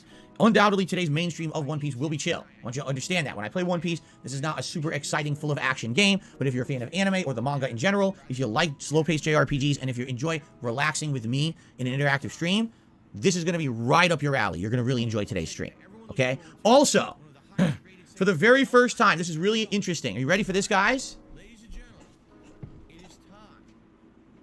Hooray, he's fucked off.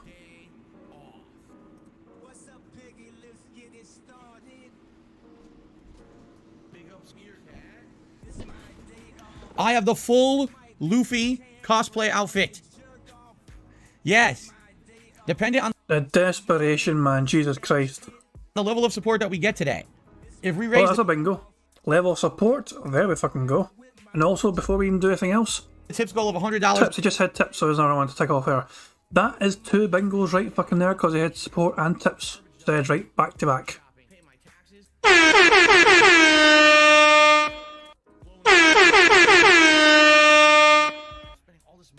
Ever since someone needs to find a book depository in the grassy knoll and deal with this guy. Fucking shout out to fucking JFK. What a great JFK reference that is. Give Phil the JFK experience, Jesus Christ. Oh my. Yeah, is he gonna fucking wear this now? I'll put on Luffy's straw hat, and if we raise the $150 tip goal, I'll put on the red vest, and then I'm literally Luffy. Like, this is like what he wears. Oh my fucking god. This actually could be thumbnail worthy. Hang on.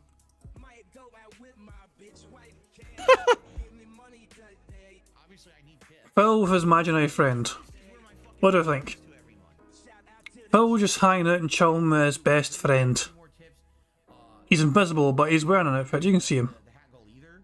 Fuck me, man. Right, let me take a fucking me screenshot of this shite. You know, I know some people are super chatting or whatever. That helps long term, but right now I really can help. Tomorrow's my day off. The tips I'll have for my day off. I don't even know if it's going to work out too well for to remove the background of it. But we'll see. We'll see. Just 2 seconds. Let me test it right now very quickly. Remove background. There's a website for it. Does this work okay? Nah, well, kinda. It kinda works. That might work, I guess, a wee bit. Fill on his imaginary best friend. He's called Rambo 2. Okay, pretty cool. So, please consider supporting the stream today with tips, and if we hit those goals, I will be Luffy for you live on stream. It just makes sense that during the One Piece playthrough, I will wear the straw hat. Okay, very nice.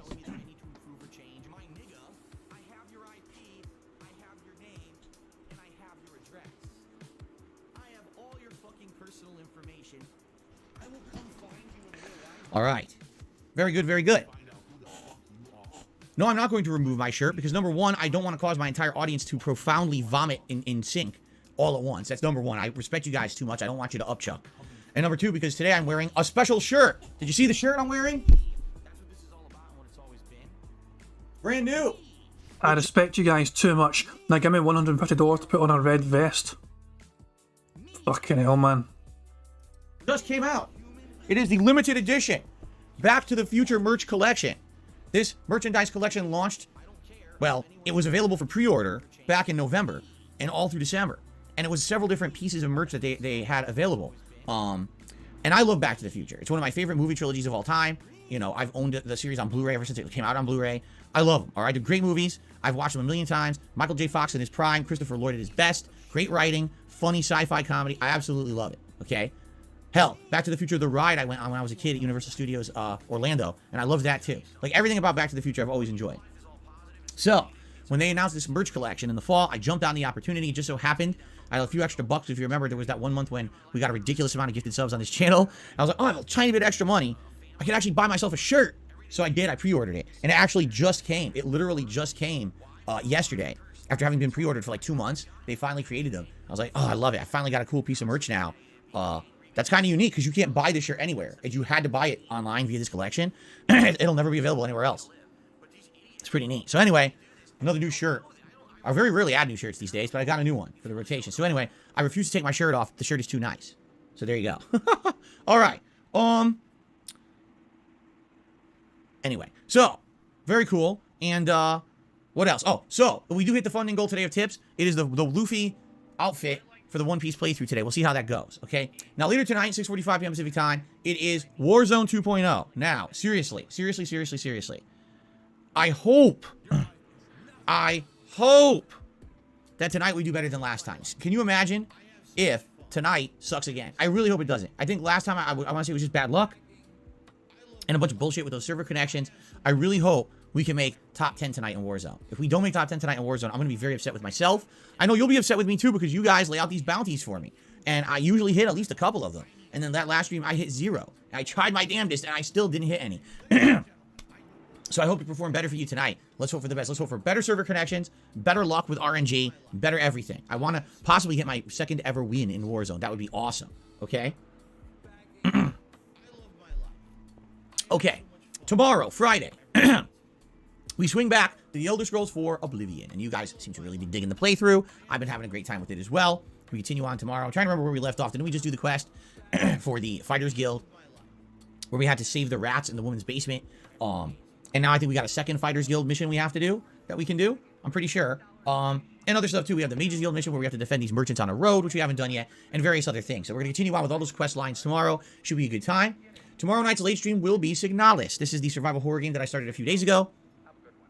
It's a throwback to classic games like Resident Evil 1 and 2 and or Silent Hill. It's got creepy psychological horror while it also has a lot of, straight up, life-threatening horror with these AI-controlled, cyborg slash, whatever you call them. What are they called? Synths that are going crazy. And, we're having a good time. We're solving puzzles. We're having a good time. So I hope that you guys are enjoying the playthrough. More of that tomorrow night, okay? Then on Saturday, It'll be more One Piece with more Warzone.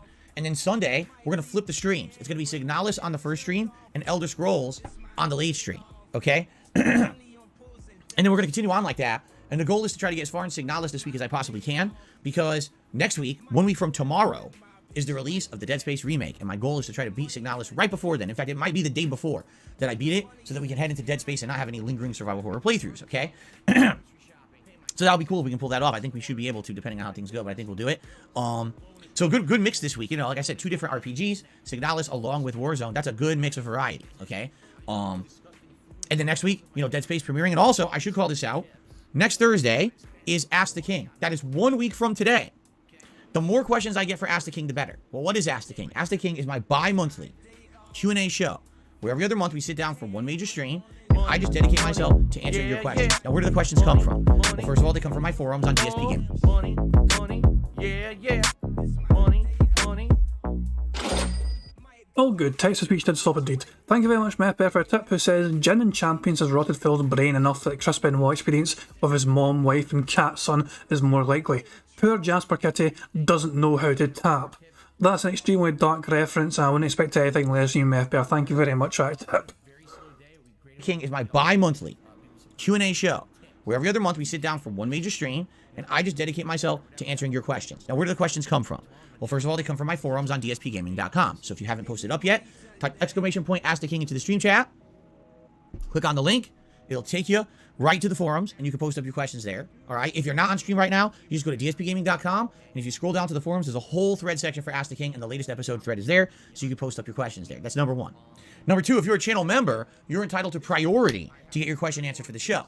So as I've already mentioned, right on the channel page of DSP Gaming, there's a membership tab. If you're a member and you click on that, you will see right there the post that says, hey members, post up your questions for Ask the King. So please post them up there. That is the priority area where I pull questions for the show. And then the day of, if you're lucky, I usually take questions off of my Twitter, @TheyCallMeDSP, which I ask for, you know, right before the show. Or sometimes we'll take some questions out of chat, although admittedly, we don't usually do it that often, only because I usually have questions from every other source. So we don't really need to do that unless there's like a really, you know, low amount of questions submitted, which hasn't really happened recently, which is a good thing. Okay, so it's usually a great time. You guys seem to really enjoy the show. I tried retiring it 2 years ago, got yelled at. I was like, no, don't do it, everyone. Or everyone said, Phil, don't do it because it's a legacy show. It's a show you've been doing for over 10 years. It's one of the remnants of your past that you've kept going. Please keep it going. And I said, all right, if you guys so choose, you know, I'll keep Ask the King going. So I have. And for the most part, it seems to work. I mean, we only do it every other month. But it's a show where I dedicate myself to giving detailed, in-depth answers to your questions. It's much more interesting and better than when I'm just on the cuff answering a question on a live stream like this, because a lot of the times I don't have time to really think of a good answer or do any research to give you a detailed answer, right? Like, people always ask questions like, what are your top 5 favorite, yeah. I can never answer that on a stream. You know, I don't have all the resources in front of me. I don't have time to really process the thought. I'm in the middle of playing a game or whatever. You got to answer me those kind of questions during Ask the King. Then I can actually sit down and think hard and be like, okay, so now I have time. Let's see here, you know, write down some stuff, reference some stuff, and I can get you a better answer. You see? So there you go. Cool. So that's coming up on Thursday. So next week will be interesting. Ask the King on Thursday, and then the conclusion of Signalis, and then the premiere of the Dead Space remake on Friday. So that'll be pretty neat to start next week streaming. Okay? All right. So I'm just trying to think if there's any other things I want to mention today. I mean, we mentioned everything, right? We mentioned the members goal. We talked about YouTube shorts. We talked about my day off, the schedule. I think we covered all the bases. All right, ladies and gentlemen. I think it's time for us, in a rare move, to actually talk about game news on my day back from break, which I usually don't do. But I think it's time to do that. You ready? So, some game news stories for you all. Let's talk, all right? Our first game news story comes from a report from some stats. Would you like statistics? I took some statistics courses in college. I thought they were okay. A little boring. But statistics are important, especially if you are someone who maintains a business. He's pig-splaining statistics. Fucking shoot me. Or someone who follows an industry. Statistics can be a telling sign. And ladies and gentlemen, I have some statistics for you you'll be very interested in. Once this chopper passes by, do you hear it? It's a chopper flying over my house.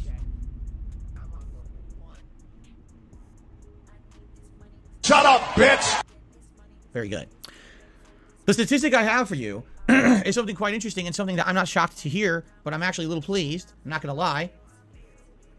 YouTube, in particular YouTube gaming, meaning YouTube channels and streams that were pertaining to gaming in general, gained a 25% increase in viewership in the month of December. 25 increase? 25 what? Money, yeah, yeah. Money, money. Oh, money, money, yeah, yeah. Money, money. Yeah, 25 increase. Fucking hurry. Thank you very much for VLX for Super Chat. It says brain using 100% resources for basic questions. Yeah, I was thinking the same fucking thing. He can't answer the fucking off the top of his fucking head. He just look into his heart immediately and think of his fucking 5 favourite fucking games. He needs to fucking put a lot of fucking time and in-depth research into his fucking 5 favourite games. I can fucking tell you right off the fucking bat. You know, it might not be my conclusively 5 fucking favourites, but when I think of my favourite fucking video games ever fucking playing, one, Grand Theft Auto, doesn't matter which fucking one, maybe San Andreas. San Andreas was a very fucking fun game, you know, just because it's, you know, but yeah, because it was such a crazy fucking game. But I love Vice City as well. But Grand Theft Auto in general, I think the whole series is fucking a great fucking series of games, you know. Yeah, so that's one. Sonic the Hedgehog fucking 2. Grew up playing a game. I fucking love playing that game. FIFA, fucking love playing that game growing up as well. Fucking different iterations of fucking FIFA. That was one of my fucking favourite games growing up. Things like that, you know, fucking there's all the Crash Bandicoot, Spyro the fucking Dragon. These games are fucking special to me growing up.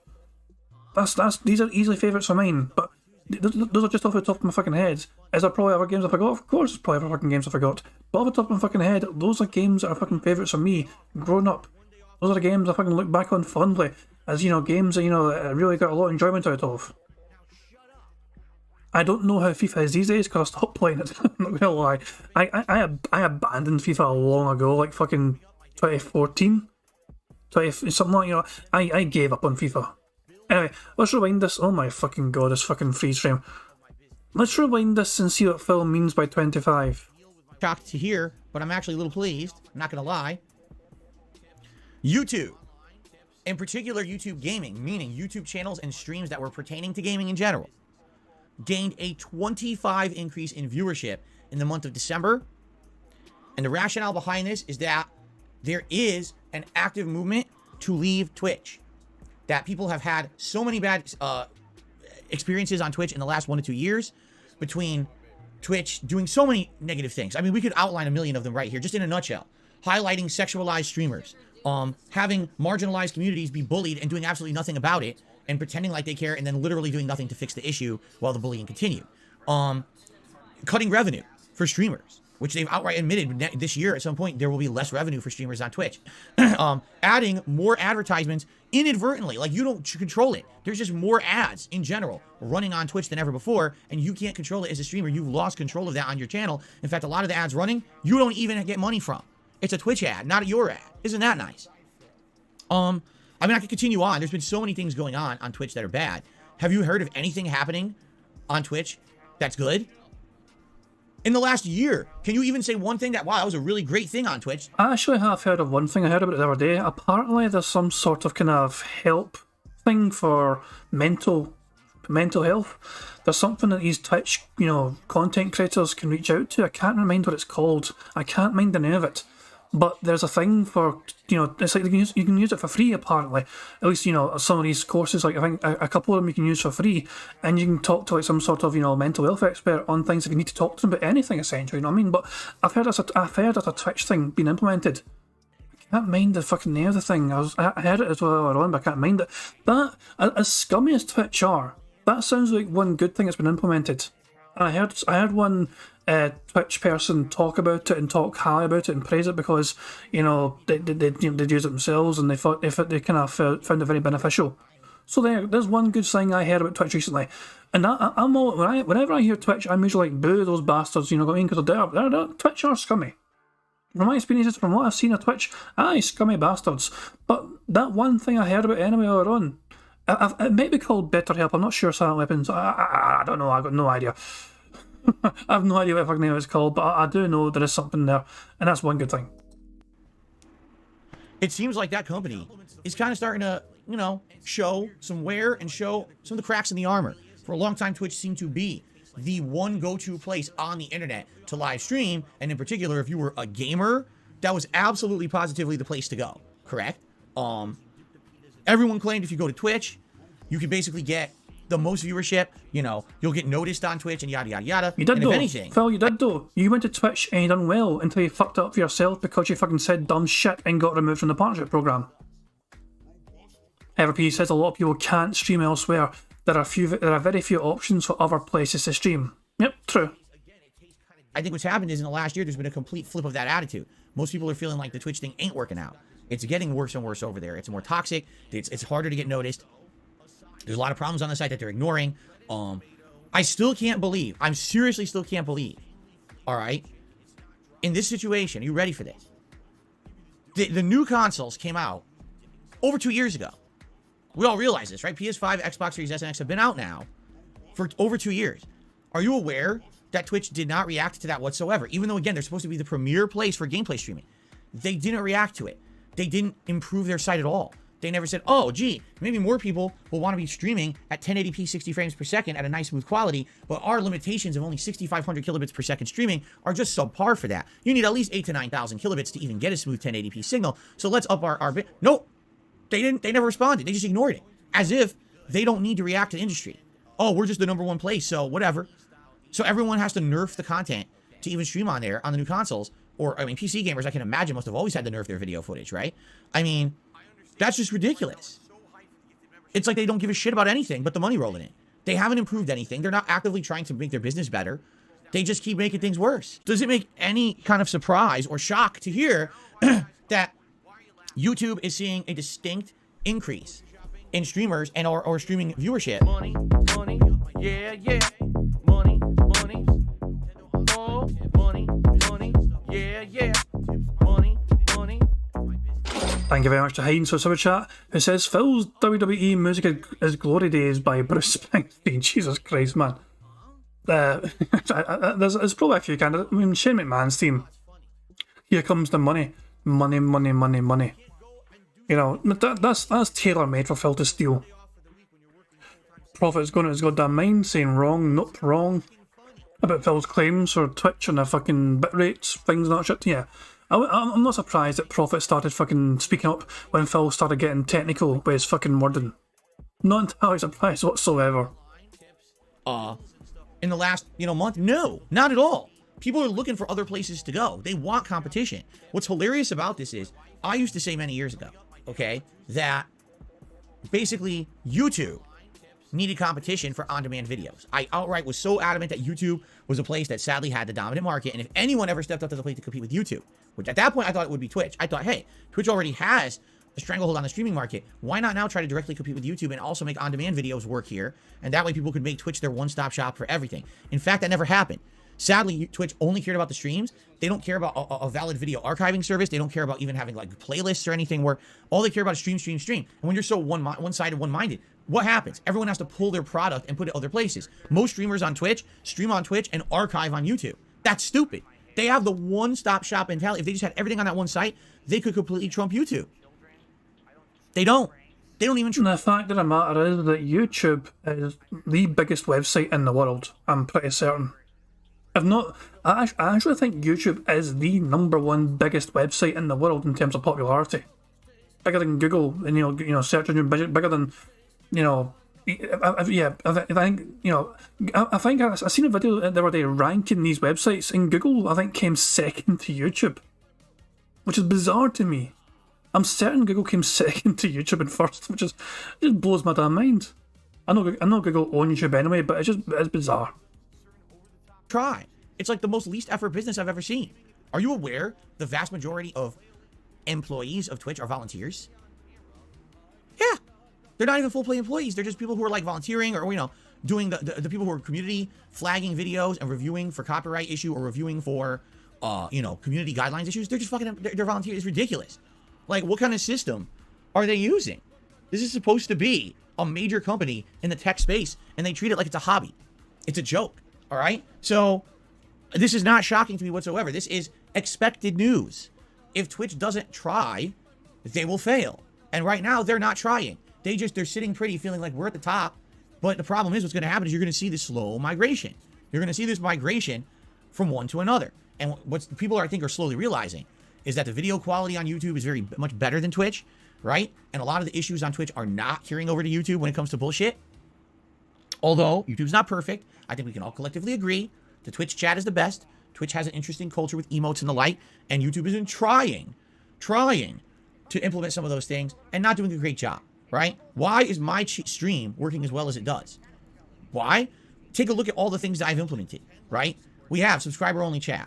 We have moderators and bots here to clean up the mess, right? It takes a lot of work to even make a YouTube chat work to the point where it's similar to what you used to have over on Twitch. It's tons of work. Without that, it's like a fucking mess. It's just shit everywhere, spammed everywhere. It's terrible, right? It took a while to build this up to the point where how it is right now, so we can have great, fun, interactive streams.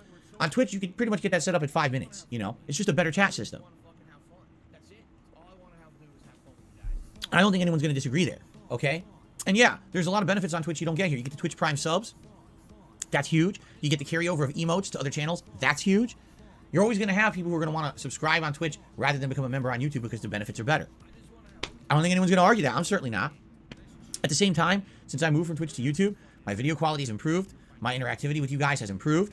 I mean, you can't doubt. Take a look at what I was putting out on Twitch 2 years ago versus what I'm putting out on YouTube now and tell me it's not better what I'm doing now, you know? Anyway, so this is not surprising at all to me that Twitch is on a decline, right? Because if there's a 25% increase, well, what decrease? Take a wild guess. Twitch did. And I would not be shocked if this pattern continues. I would not. Twitch needs to do something to start retaining. I don't think they're going to retain. They need to change and be better, and they're not. They're not even caring. It's like they gave up. They threw in the towel. Just let the site operate. Oh, okay. I'm sure that's how it's going to work, right? Okay. Continuing on. A follow-up to a story that we talked about earlier in the week. If you remember, Ubisoft had a major announcement that financially they weren't doing so well. They had underperformed, and therefore, they were delaying Skull and Bones again, now having an indefinite release date. And in addition to that, they were canceling several unannounced games. It's actually been leaked that one of those games was actually going to be some arena-style combat game that wasn't really going to have much of a story. They had announced it like last year or the year before, and quite frankly, I don't think anyone was really interested in it. So I'm not shocked it's one of the games that got the axe, but, you know. So when that news came out, the news came out that the CEO of Ubisoft, Yves Guillemot, yes, the guy who totally looks like a gamer and should be in charge of a gaming company, he came out in a communication to his employees and literally said to them, no exaggeration, now that this is happening, the ball is in your court to turn the direction of our company and fix everything. He said that to the employees. Now, admittedly, that sounds stupid. He's in charge of the company. In the last 10 years, we saw Ubisoft go from a dynamo, a company that every year was pumping out a white-hot Assassin's Creed game, Just Dance, the Tom Clancy series, there was Splinter Cell, there was the Rayman series. I mean, I can keep going on and on. Ubisoft was definitely one of the top 5 publishers of all time, if not top 3. They had some of the hottest games. Everyone talked about Ubisoft games. And what happened in the last decade? We saw the quality of the games plummet, right? To the point where we had major complaints and actual boycotts and people saying, well, we're not going to buy these games till they improve them, right? Look what happened with the Assassin's Creed franchise, right? We've seen insane amounts of just dumb, really dunderheaded moves. Oh, when the Wii U comes out, we're going to make our games exclusive to the Wii U. That really worked out well, didn't it? You know, I could probably go through here and I could tell you a repeated number of missteps over and over time with Ubisoft, how they keep screwing up, okay? And it's all on management. Do you think the line level designers are making those choices? They're doing what they're told. They're making the games. It's the management that's telling them to make the bad games or then doing the bad management decisions. So ultimately, when a company is failing, it falls on management, not the employee, the line level employee. It's ridiculous. So here's what happened. After that communication went out, employees started voicing dissent among the company. Ubisoft Paris is talking about they're going to go on strike. Like, they've had enough of this shit. And they're actually thinking of going completely on strike, okay? Hasn't happened yet, at least to my knowledge, but there's strong talk about it, okay? So, Ubisoft had an internal Q&A, meaning, ask management anything, post up questions, and the questions that get the most upvotes will actually be asked to management. Here's what the Q&A ended up being. Wait till you hear this. You're going to love this. The first question, and the most voted, why are we chasing trends instead of setting them? Do you know what that means? It means Ubisoft used to be a trendsetter. They used to actually innovate and make cool, unique games. Now all Ubisoft does is copy everybody else. They don't put any effort into being creative or original or different. Why is Assassin's Creed play like Witcher 3 for 3 games? Because they copied Witcher 3. Why were they trying to make like an arena combat game? Because there were a few other arena combat games that were also popular. They're not doing anything that takes intelligent thought. They're just chasing everyone else and trying to bank on each installment of a game rather than saying, what can we do that'll actually stand out from the crowd because we're supposed to be a game development company, not a company that just prints money. They've lost their way, okay? In addition, here's another one. The ball is now in our court. For years, it's been in your court. So why do you mishandle the ball so badly? So now that we, the workers, have to fix this for you. That was one of the most upvoted questions to ask management. Okay? It's pretty good. Keep going. So Guillermo opened his meeting by apologizing to his employees. I heard your feedback. I'm so sorry that it was perceived this way. He didn't apologize for what he said. He apologized that you perceived it in a negative way. I'm sorry, but I'm getting strong Phil Burnell vibes from this fucking story. Like, this is the exact way Phil apologised to people. I'm sorry you saw it that way. I'm sorry if you got upset. No, he's not upset for what he's done. He's not upset for what he said, but he's sorry if you got offended by the things that he says and does in his audience and on his streams. No, this is Phil to a T.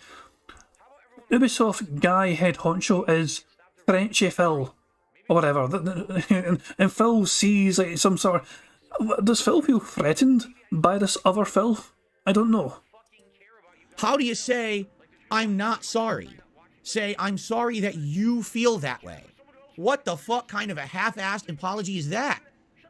Right? It's a Phil Burnell type of apology. It's a DSP style apology. I mean, he pulled the Channel Awesome route.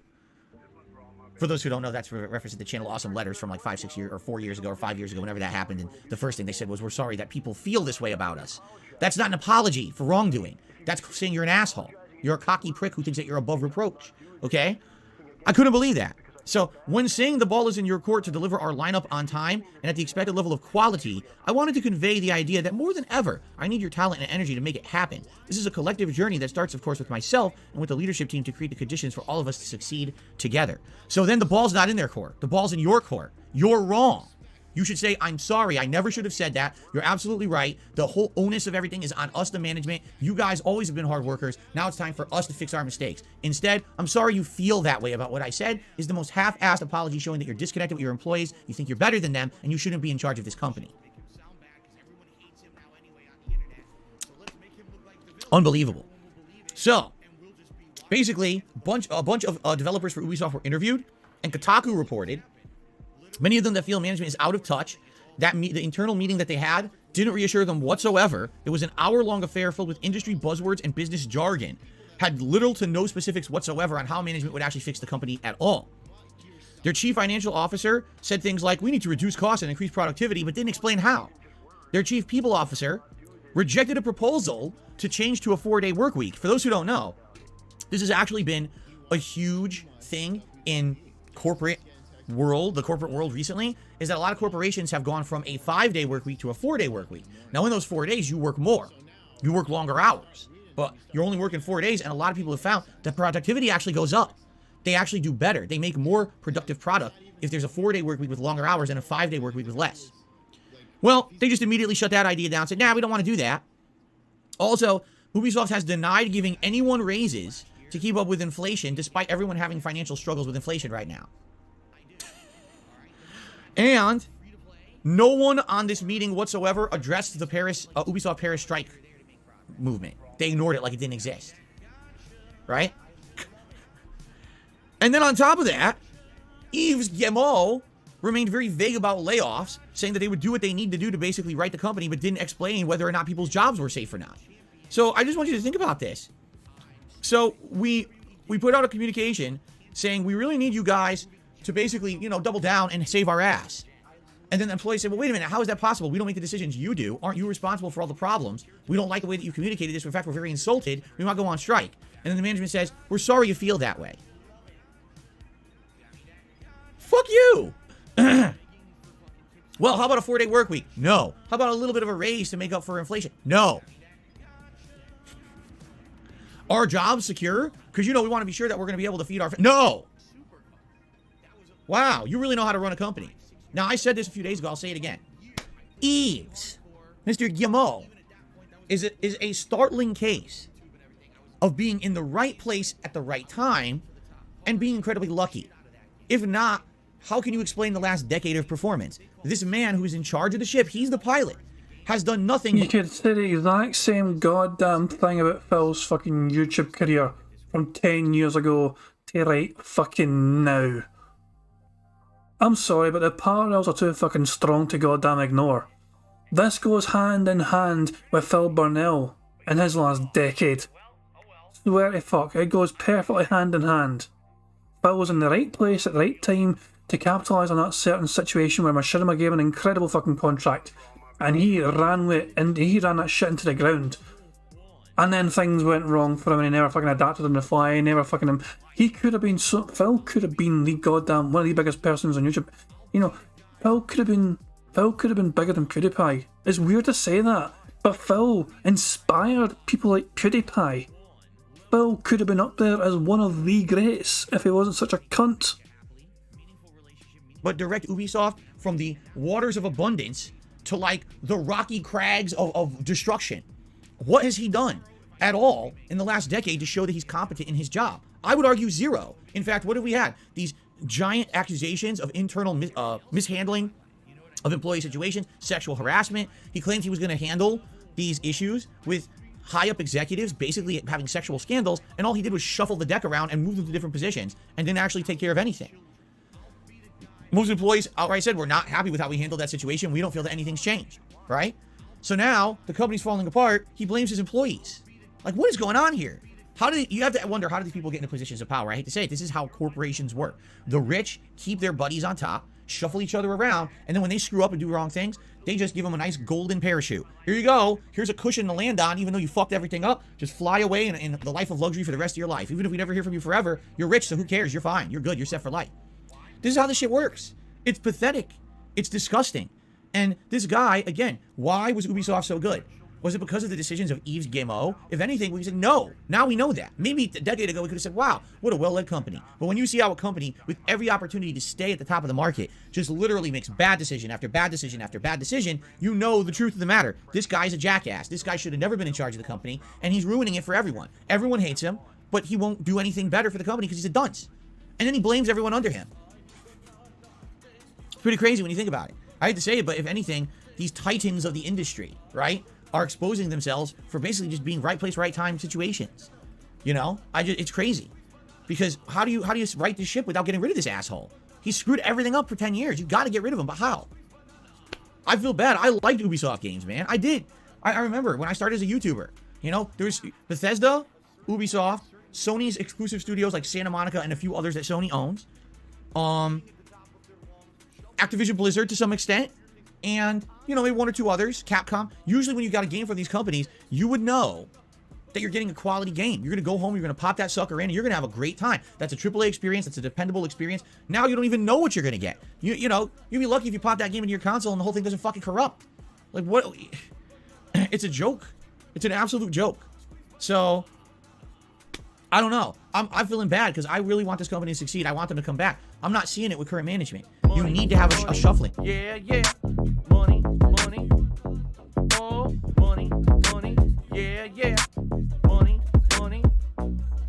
Thank you very much to Aisha Moto for Super Chat. It says, holy cow, a real story. WoW shutting down in China on the 23rd this month. You mean World of Warcraft? World of Warcraft's getting shut down in China in 4 days' time. Wow, that's still, I mean, I'll say it's been a huge game for so fucking long. I didn't realise that China would just, why? World of Warcraft is getting shut down in China on the 23rd of January. Why? Why? What did they do something wrong? Did the Chinese get offended in some capacity because of something that happened in the game? That's a very sudden. It was announced a few months back. Okay, so it's not a sudden thing per se, but yeah, that's bizarre. That's bizarre to me. Blizz played chicken with the government and lost. Well, yeah, most people do lose to the Chinese government. Yeah. NetEase couldn't come to a deal with them. Okay, Blackmage says NetEase couldn't come to a deal with them, so there you go. D-Dog says China's stopping kids from playing games and they want 1% of Tencent. Okay. Well, there you fucking go. If you're Chinese, if you're in China, sorry, and you're playing World of Warcraft, then sucks to be you, I guess. Unlucky. But, yes, that's China for you. Because I really want this company to succeed. I want them to come back. I'm not seeing it with current management. You need to have a shuffling. I mean, if anything, take a look at Activision Blizzard, right? And how, I forget the name of their CEO who everyone hates, who, again, he was in charge of that ship when they had all their sexual harassment scandal. And look at Overwatch 2 tanking. And look at, the Diablo games tanking. Look at all these issues happening. And the guy just skirts all responsibility. I can't wait now because Microsoft's trying to buy them out. Everyone's forgotten, right? Everyone's totally forgotten, as if it never happened. Like, what are you talking about? No, that's another guy that ran his company into the ground. But we're supposed to just forget it, or forgive it? He's an asshole. Why does he have... Why do these people get away with it? Anyone else on planet Earth, we screw up, right? We all have to live with the consequences of our decisions. We all have to have repercussions for the things we do wrong or screw up. Why are these guys above at that? Like, why are they protected? Where is this upper protected class of rich people who can fuck up? And in some cases, they actually fuck upwards. They make mistakes and then they advance in life. How does that happen? Right? Take a look at Don Matrick. This is the guy who single-handedly was in charge of the launch of the Xbox One. He botched it entirely and ruined the console generation for Microsoft. He leaves the company and became the head of Zynga, a mobile games company. Money, yeah, yeah. Money, money. Oh, money, money. Yeah, yeah. Money, money. Thank you very much, Black Mage. Super Chat says, who the hell is Pastor? What is this new tism? Jesus Christ, where do I even begin with this? Where to begin with this? Pastor Eric Miller was a detractor who turned out to be a fake pastor. Not only that, they seem to be, some people, I've never watched pastors' content, not fully, not properly. Even when people were recommending me to go check him out, I didn't do it before because something about them I didn't find them worth watching. It feels weird to say it.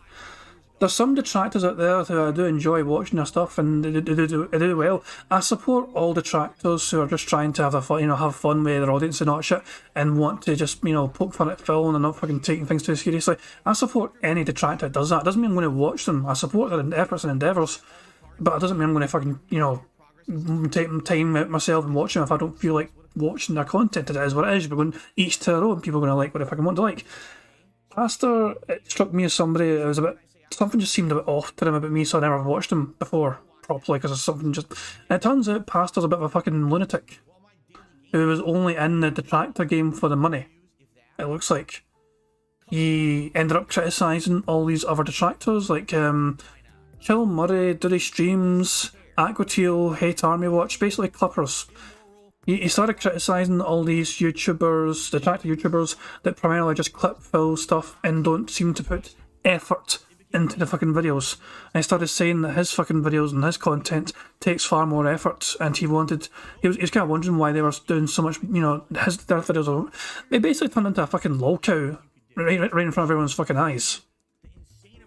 I've ignored it for the fucking most part, just because I still, to this fucking day, don't think he merits my attention, Pastor. He's not been that much on my fucking radar. I don't think of it as much loss to the community in general. There's plenty of fucking good detractors out there who make great content. Some also all sorts of different kinds of content. One seems to have gone to Phil's side. Fair enough, so be it. But yeah, I'm not fucking. If you guys really want to find out more about Pastor Eric Miller stuff, I would highly recommend checking out Chill Murray, because he has been keeping tabs on it since it all began. He's really been doing a deep dive into Snort Hogan as well. So check them out if you want to find out more about the whole Pastor Eric Miller stuff. So yeah. He leaves the company and became the head of Zynga, a mobile games company, and he got paid millions upon millions of dollars. And then guess what happened? He tanked that company too. How does this happen? On what world do they live? It's like they're living in an alternate reality with no common sense, and they don't have to live by any kind of rules that we live by down here on Earth. Unreal, right? But it's just like this weird class of protected rich people. We fuck up, we fail. That's called failing upward. Because they're rich, they make a mistake, but they get rewarded and just keep getting good things in life. It's like, what the hell, man? Anyway, terrible story. I hope that Ubisoft does right the ship, but again, you got to get rid of Mr. Game-O. Someone has to get a nice big wooden boot and hit him so hard in the ass he flies out the window and never comes back. That's the only way I could think about it. I mean, how else are you going to solve this problem? The guy blames everyone under him. Even his apology isn't an apology. It's a fake apology. I'm sorry you feel that way. You ass. Okay, we have one more gaming news story, and sadly, again, it's not a good one. Layoffs everywhere. I don't know what happened yesterday. It was like the layoff festival, World Layoff Wednesday, because there were major layoffs in the tech industry. Microsoft, Riot Games, Amazon, among others, all laying tons of people off. I think the most notable of this, Microsoft laid off 10,000 employees, including people from their gaming divisions, Xbox, Bethesda. It was supposedly affecting 343 Industries in a huge way. If you don't know, 343 is the company that makes Halo. Now, are we shocked about this? Keep in mind, 343, Halo Infinite, the game launches. It's a massive success. Everyone loves the game. It's getting stellar reviews. Everyone's playing the game in droves online. It's the #1 played multiplayer game. Okay, it was really number 2 because Call of Duty still remained #1. But the point I'm making is it was the most highly rated multiplayer game. And what happened? What happened in 2022? They literally dropped the ball and lost it. It's not like they had a misstep. They fucked up so bad that they botched and botched and botched. No seasonal content released on time. Not living up to promises and expectations. Every other game in the industry literally delivering better than them. I mean, what a joke. So they flopped it. And after that, I'm not surprised to hear that 343 is getting destroyed by layoffs. I mean, what did you think would happen, right? I guess apparently they're reporting some people even working on Starfield. Bethesda Game Studios were affected. What I was seeing was that a bunch of people who've been with Microsoft for a very long time were laid off, because I was seeing people start to post up and they were like, yes, it's official. You know, I'm no longer with Microsoft as of today, and I've been with them for 15 years. And I even saw people like Larry Herb, you know, he's Major Nelson. He's one of the big PR guys for Microsoft. He was like shocked. He was reacting to some of the layoffs. I guess these are guys that he's known in Microsoft for like 15 years. And he's like, what? Like, he couldn't believe they lost their jobs. He was shocked. Okay. So the question is, what is going on over there? Because, you know, Microsoft announced a year ago, oh, we're acquiring Activision Blizzard. That must mean that you're doing well. But now a year later, that whole situation is on hold because of all these regulatory things coming up. You know, certain governments or regulatory bodies kind of feeling that perhaps it would cause a monopoly, and so it has to be looked further into or whatever, right? And now all of a sudden they're laying off a ton of people. Companies that are doing well do not just lay off tens of thousands of employees. All right, allow me to explain here. If you're doing really well and you're booming and you're making money and things are going positively for you, you don't just lay off chunks of your workforce. That doesn't happen. The only case where that does happen is if you're completely restructuring your business. So I'll give you an example. Let's say Microsoft had a mobile games division that only made, you know, mobile games for phones or devices, and they've decided that division wasn't doing well. Okay, so let's just cut the division, and all those people lose their jobs. Money, That would still suck. yeah, yeah. Money, money, oh, money, money, yeah, yeah. Money, money. Thank you very much to Black Mage for Super Chat. It says, this is all wrong. Microsoft laid off employees that they had literally no projects to work on for their skill set, so usual business stuff. You'd think Phil would have done some fucking research into this shit, but then again, that requires effort on Phil's part, and he is the laziest bastard. I thought I was a lazy bastard. I'm an incredibly lazy bastard, don't get me wrong, but Phil makes me look like a goddamn fucking superhuman at times, man. The amount of fucking minimal effort Phil puts into his fucking content. Doing well. Okay, so let's just cut the division, and all those people lose their jobs. That would still suck, but it would make sense. We've decided that the mobile games thing isn't working, let's focus elsewhere. This isn't what happened. They just started cutting jobs, like cutting the fat off the company left and right. That's a bad sign. That's a sign of decline. And for a company that is supposedly expanding, buying up all these game studios around them to try to bring them into the Microsoft fold, they're claiming that this next 1 to 2 years are going to be some of the best gaming years ever for Microsoft because they bought so many companies that are going to be making exclusive games under their... Yeah, money, money, oh, money, money, yeah, yeah. Money, money. Thank you very much to Profit for Super Chat. It says, layoffs to Burnell Productions incoming. Aye, fucking right.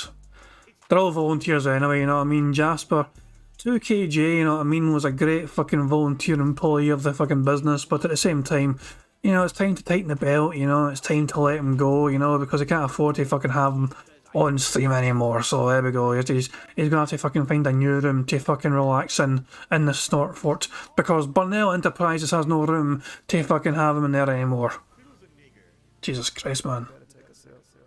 best gaming years ever for Microsoft because they bought so many companies that are going to be making exclusive games under their umbrella for the Xbox consoles and PC that this is like, you know what I mean? The time is now. Our time is now for huge success. Get excited. It's coming. And then they lay off 10,000 employees. It's like, what? That's not how it works, right? Seriously, that's That's just not how it works. Something's happening here. And by the way, the weirdest part about this was, this happened across the industry. It happened in Microsoft. It happened at Riot Games. Amazon laid off a bunch of employees on the same day. What is that? Did they all call each other and say, hey guys, it's time to have a lot of people looking for jobs. Let's do it all on the same day. In fact, here, let's push the button on the same day to activate the layoffs. Ready? 3, 2, 1, go. I don't even get it. How did they all manage to do it on exactly the same day? Right? I mean, maybe there's something about the industry I don't understand. Maybe it has something to do with their financials, their accounting or something, right? Maybe. But holy shit, that's crazy. So that's terrible, by the way. I really feel bad if you're someone who's worked for a company for 15 years, right? And you've done nothing but work hard and bust your ass for this company. Why else would they have kept you for 15 years? And then after 15 years, they just say, oh, well, time to cut the cord. That's what happened to my dad. My dad worked for a company called Sikorsky Aircraft, all right, for a long ass time. Then he went to a different offshoot company, the same one that I worked for and I was laid off from. You know, he worked for this company for over 20 years. And then one day, oh, well, you're laid off. Oh, thanks. That really lets me know that all the hard work I put into your company, fixing things, improving things, just lay me off, right? It's just fucked up. You know, these companies don't care about you. They don't. All they care about is their own bottom line, their own spreadsheets, their own profits. And by the way, we should call this out one final time. Do you think that any of the upper management of any of these companies is hurting? Do you think that they took a pay cut? Do you think that they forwent their stock options? Do you think that they're not filthy rich? Why is it that the ones who make the worst decisions and ruin the companies never feel the pain? It's everyone under them that does. How does that even make sense? The people who actually work hard suffer for the bad choices of the rich people in power who seem to be immune to repercussions for anything wrong. Doesn't seem like it's a good way to live on this planet, does it? Yet, that's how these corporations operate. It's pretty crazy, right? Okay. Anyway, guys, that's gaming news. I think we got to get to shout-outs, because if we don't, we'll never get to shout-outs. So let's jump right into it. First of all, on the YouTube side of things today, James Hilton did a super chat and says, only a small contribution, but I hope for a great day. James, there's no such thing as a small contribution. There are only positive contributions. Thank you so much, James, for that. I really appreciate that. And, what the heck? Where'd your ego? And thank you for the support. Julian Amanda has become a channel member, and I believe, indeed, that is a new membership. And so thanks to that new membership, we have gained one. We're at 502. Again, guys, I talked about it at the very beginning of the show. This week is the last week for us to rally and hit our members goal and have that Super Bowl Saturday event happen. I would absolutely love to do it. It's something unique and different. You guys have told me a ton of times this month it's something you want to see. Please consider becoming a member, renewing a membership, or gifting a membership if you want to see that happen, okay? Now, I told you guys that I told you guys that during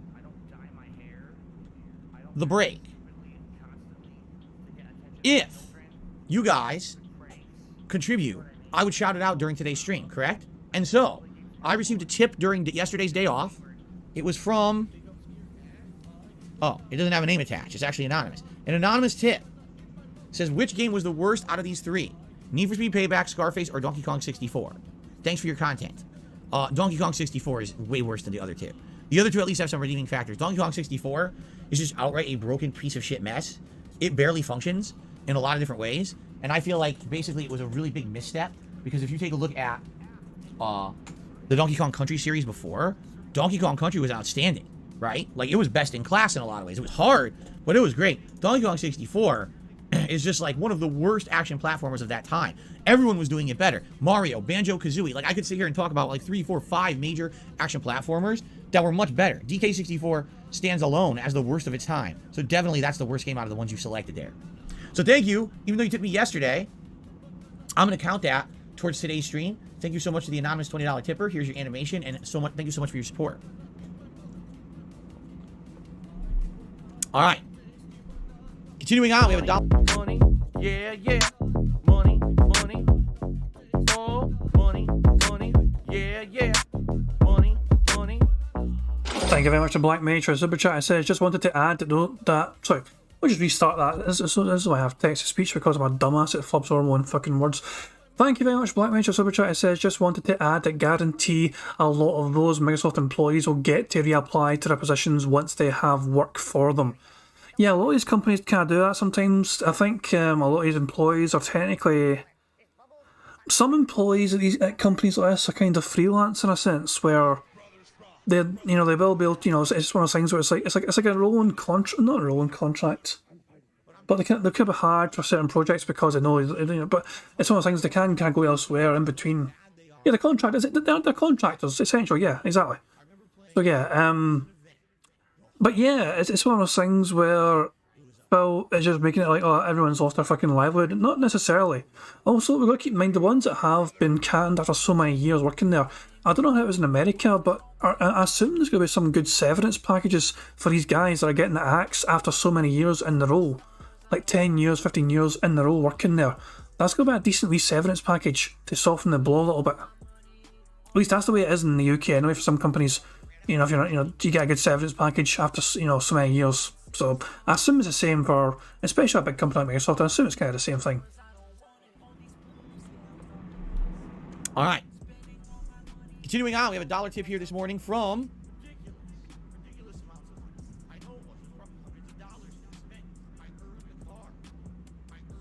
what?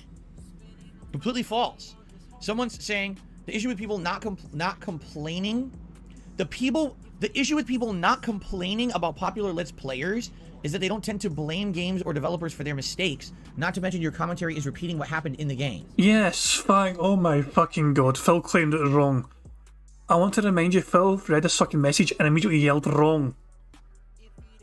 I'll let it rewind this just to get his fucking raw reaction. I was angry. What? Completely false. Fuck you. It's completely accurate. Someone's saying the issue with people not complaining. The issue with people not complaining about popular Let's Players is that they don't tend to blame games or developers for their mistakes. Not to mention your commentary is repeating what happened in the game. That's what everyone does. Like literally, that's everyone's commentary is saying what's going on in the game or screaming like a baby or using this urban lingo, all right, to try to sound hip with the kids. And literally, no exaggeration. Hold the fuck on. Urban lingo. This is a brand new one for me. Hey, I'm some sort of, like mid-30s boomer. Can somebody explain urban lingo to me? I am not with it. How do you do, fellow kids? What is urban lingo? Someone, what the fuck is urban lingo? Hey, Clay, Phil's being racist. I don't know if Clay's still here, pal, but there you go. Here's another example, pal, of Phil being racist. He's talking about urban lingo. That's Phil being racist yet multiple fucking times now, yes.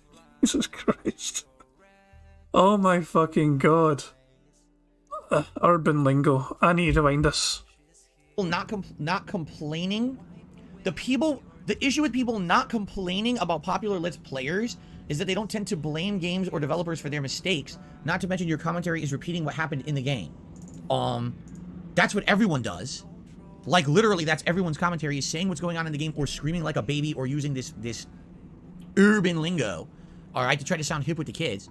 And literally, no exaggeration, there's one guy who I watched play Callisto Protocol who for the majority of the game said the grip didn't work. And he's much bigger than me. Over 1 million subs on YouTube. Ginormous viewership. Oh, the grip just doesn't work. That's one of my major criticisms of the game. The grip works fine. I never had an issue with the grip at all during my Callisto Protocol run.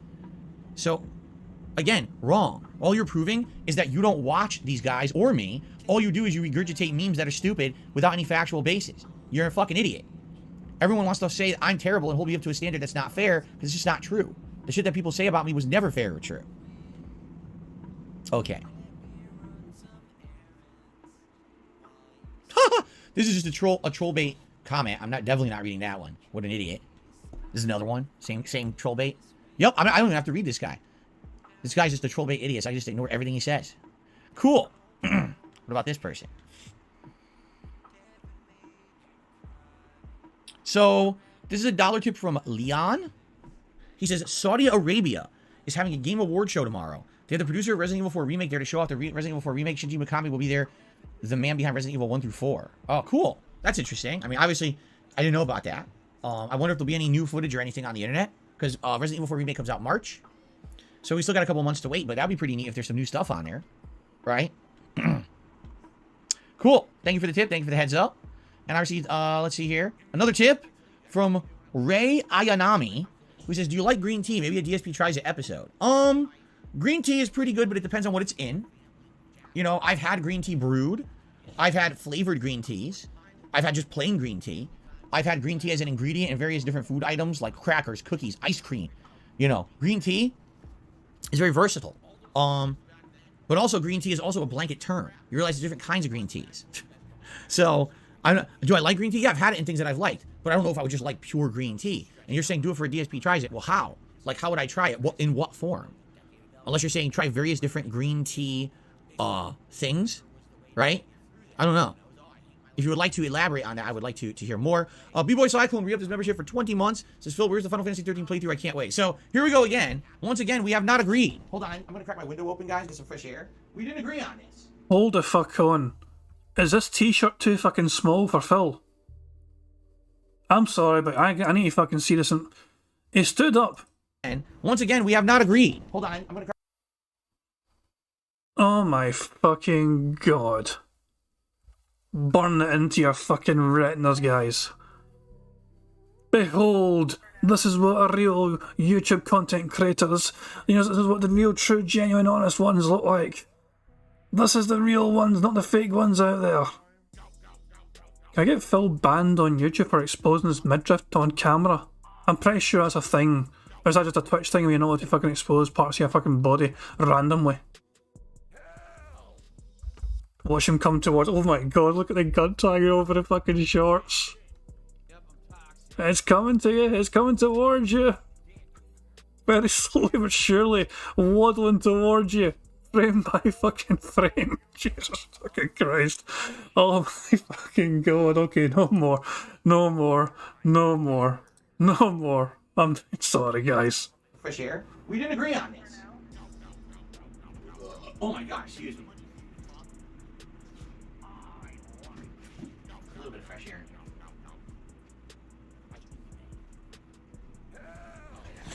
You know, we talked, but we didn't come to any kind of a consensus agreement on what I should do with these old playthroughs. Some people are under the impression that they don't belong on DSP Gaming and should be on another channel. Some people are under the impression that I could put them on DSP Gaming and just upload them normally. Some people think I should upload more videos. Some people think I should upload less videos. Some people are saying I should upload videos every day along with my other content. And others are like, no, just upload during your day off. And again, the worst thing I could possibly do. The good news is these playthroughs are archived. They're not going anywhere. I own them. They're mine. We have them. They're not lost. I have the ability to do whatever I want with them when I'm ready. Okay? But what I don't want to do is I don't want to upset the subscribers of DSP Gaming. We literally just hit 202,000 subs and climbing. We're still climbing. This is good. Viewership overall is increasing. It's very slow, but it is an increase. I don't want to piss people off by uploading and then be, oh my god, why is he uploading this old crap on DSP Gaming? Why are there all these videos here now? And why is he doing it every day? Or, oh, his day off, that was his day off. Why are there 20 videos on the channel now? We need to basically have kind of an idea and a consensus on what to do. And we haven't had it yet. I would love to have a clear idea of the best way to tackle this, and we just haven't. Every time we talk about it, we talk it out a little more, and then we come to no determination, and then we just kind of forget about it. Right? We haven't even decided what's the playthrough I should upload first. Final Fantasy 13, Red Dead Redemption, or LA Noire. And no matter what I upload first, it's going to take weeks to upload, because there's so many videos. You see? So, man. Put them all on DVD, sell them as a box set with Jasper on the cover. There you go. Oh my god. Anyway. Oh, I got a super chat from Leviathan. It says, my English isn't the best. Can you explain what urban lingo means? Urban lingo basically means certain kinds of mannerisms and or phrases or dialect that appeals to a certain kind of demographic. And dog, bro, yo, talking like that is basically this slang that is trying. Okay. Yeah. That's a bit racist, Phil. That's just a little bit racist. I'm going to rewind that. But put them all on DVD, sell them. Okay. Anyway. Oh, I got a super chat from Leviathan. It says, my English isn't the best. Can you explain what urban lingo means? Urban lingo basically means certain kinds of mannerisms and or phrases or dialect that appeals to a certain kind of demographic. And dog, bro, yo, talking like that is basically this slang that is trying to appeal to a more youthful viewership. All right. And it's hilarious when someone uses it, because when they use it, you can tell if it's someone who actually has used it their whole life because they live with people who talk like that. It's part of their culture, or if it's a poser. You can tell within a minute if someone's a poser or not. If someone who's just trying to interject that kind of language into what they say to try to get more viewers on YouTube. It's like, it sticks out like a sore fucking thumb how bad it is. Prophet talks like apparently. Jesus Christ. I'm just trying to. I don't know. Like, Phil, you fucking have to. Phil had to fucking change the way he speaks on YouTube to avoid getting into trouble. He done it in Twitch as well. He had to fucking look out for things he said because he knew if he kept talking and behaving the way he was used to doing on YouTube back in the fucking past 10 years ago, it was going to get him in a whole lot more trouble. So Phil then changed his whole entire language to something different. He couldn't say all these racial slurs or homophobic slurs anymore. So then, in turn, Phil's being fake. Not with urban lingo, like he says, but with, I guess, scared white boy lingo or so. I don't know how the fuck you would describe Phil's fucking different change in lingo, trying to avoid being all racist and homophobic. Is when someone's a faker or a poser. And I'm not against the usage of said language. Fine, use it. But make it real. Be real to yourself. Be true to yourself. Don't be some fucking character looking like an idiot. Oh, shut the fuck up. Be true to your fucking self. If you're true to your fucking self, you would have got fucking cancelled so fucking long ago. For all your fucking slurs you fucking use all the fucking time. At least back in the fucking day. You know. Anyway, thank you, Leviathan, for the super chat. And then I got another tip. So I got a $10 tip from, let's see here. A $10 tip from Gathering Hall Law. Yeah, money, money, oh, money, money, yeah, money, money. Thank you very much to Black Mage for super chat. It says big ups to all the urbans in chat. I'm not the one that said that. That was Black Mage just saying that. Black Mage just saying big ups to all the urbans in chat. It's bizarre. It's so fucking weird, man. Ah, Christ, man. Phil being awkwardly, he's awkwardly toeing the fucking line, trying his best to not. He's like, well, how much can I get away with saying without getting cancelled? And Phil's toeing that line very dangerously tonight, it feels like. A $10 tip from Gathering Hall Live. He says, I was watching Review Tech. Do I really want to say this? Gathering Hall, okay. First of all, thank you for the $10 tip. All right, Gathering Hall, thank you. And I appreciate your support. And actually, he's going to give some kind words, but at the same time, he's going to talk about Review Tech. All right? Can I be honest with all of you? By the way, wow, I really love that animation. That's the new $10 animation for tips. We also have a new $10 animation for Super Chats, and it's similar to this. They're both Oblivion animations for the Oblivion playthrough. Dude, that's one of my favorite ones. Look how cool and colorful that is. So Gathering Hall Live, thank you. However, here's the thing. All right? I've said my piece about Rich. And he's done absolutely nothing to disprove anything I've said, nor has he made an effort to improve. If anything, he's doubled down on being a scumbag. Like, and the thing is, I think people like that. Like, the people who like his content, like, I think they kind of settled into the fact that they know that he's a fucking loser scumbag who's, you know, always beats the dead horse to get attention for himself. So that's what they like about him. They're not watching Rich because they like him. They're watching him because they like to laugh at him. You know what I mean? I absolutely have a bunch of people who follow me because of that reason. But me, I also have a dedicated fan base of people who've been around for a long time, who like the kind of content I put out, who like the improvements I've made, and they want to be here for valid, positive reasons. People are watching Rich because they want to see the next time he's going to do something stupid, the next time he's going to say the same dumb shit again, the next time he's going to suck a cucumber or kiss a cock. Like, that's why they watch Review Tech. They're not watching him to watch him review tech. You understand? There's a difference. And the funny part is that kind of nonsensical lolcow content sells. Why do you think he has 1 million subscribers? But the difference is that's the content he has to make. That's literally what he has to do. I can be true to myself and make the meaningful content that I love to make and still make a living doing it. And that's something cool and special. And I'm very appreciative to all of you. Thank you for allowing me to do that. I really do appreciate that. Okay. So all that being said, I don't care about Rich. I don't care what he says or does. I don't care how toxic he is because he's got a big thing here. He's talking about this guy and he's toxic and blah, blah, blah. But basically what I will say is he says, I wish I was able to catch your content live more often, but I usually watch your videos on demand. Anyways, thanks for my content. Okay. So he also says, I just want you to let you know that I don't think that his flip-flopping attitude about you is not indicative of his audience as a whole. Again, no, I don't think that's true. I think you're right. I think what it is his audience. Does he have a group of people who like him? Yes. Yes. And likely those are the people who've been with him for a very long time who know who the real Rich is. But sadly now, he banks on, he said it to me before. He's literally said to me directly, I'm a lolcow and I bank on being a lolcow and I let that pay me. Seriously, he said that to me directly. sorry, no. I'm not going to let people who are online bullies and abusing people have their way with me, and now I have to change who I am as a content creator to make a buck doing it. Absolutely fucking not. But that's what he's done.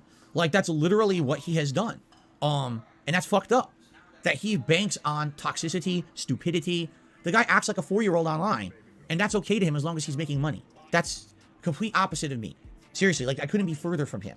So I don't want to sit here and talk about what he said or what he did. I don't care. I don't want to talk about Rich. I appreciate your $10 tip, but let's just act like the guy doesn't fucking exist. Because in reality, he doesn't. In reality, he's just another fart in the wind like all these other content creators that jump on the trends, act like an asshole just to make $1. At the end of the day, his content will just go away and mean nothing.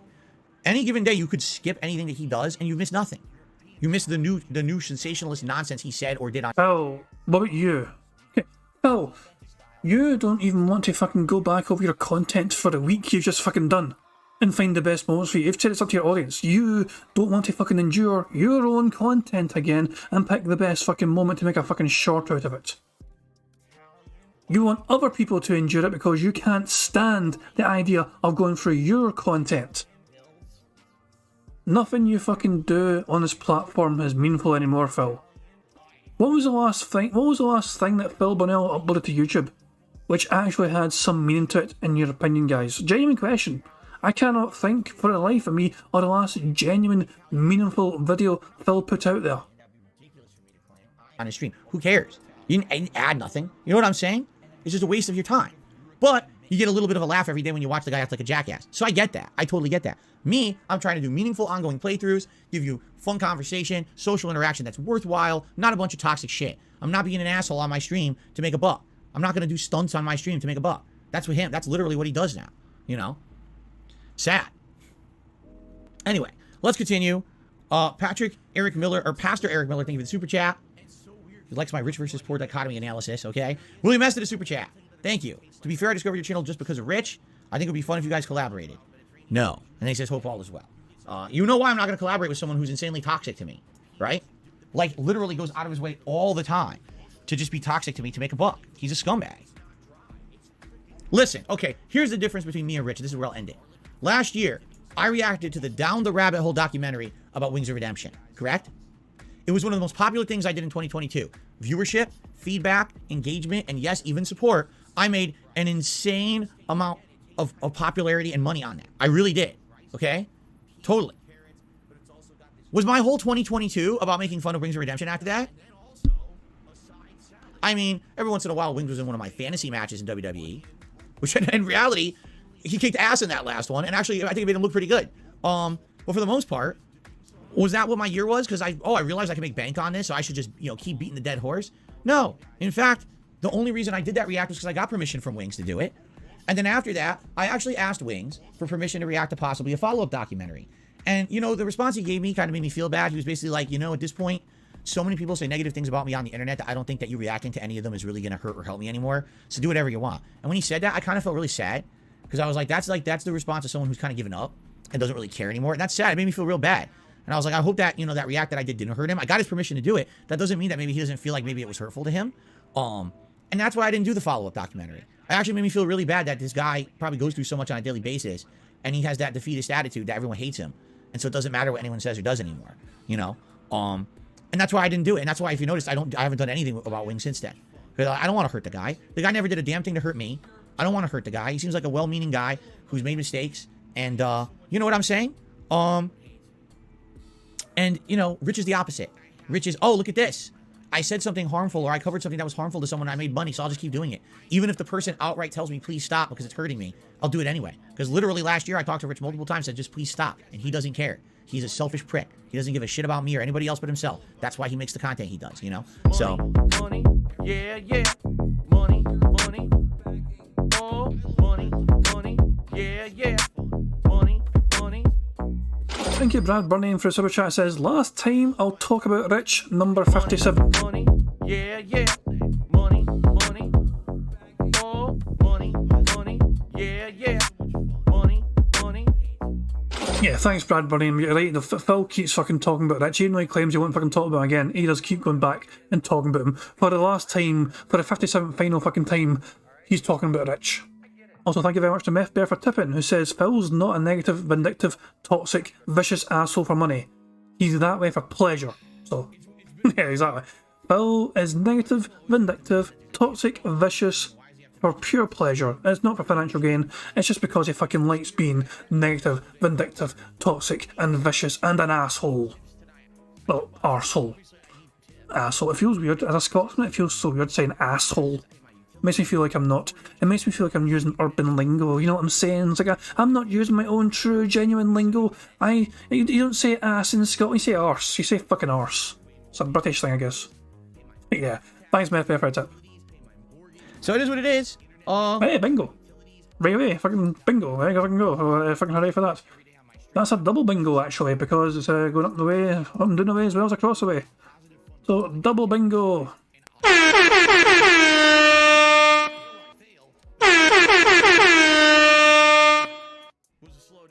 Old man Greg saying, aye yo, be real yo. Well, it's clanging and banging in the hood, bro. Fuck off. Nah, if anything, I'm always just fucking speaking my mind, as you know what I mean? The only time I try and watch what I say is the speed that I fucking speak, because I know my natural flow and speed is quite fast. I do try and slow it down sometimes for you guys, because I know some of you guys will struggle to comprehend the words that are coming out of my mouth, so I do try and sometimes rein it in just a little bit, just so you guys can keep up with the fucking speed of the speech, because I do speak very fast. My natural... It's a Glaswegian thing.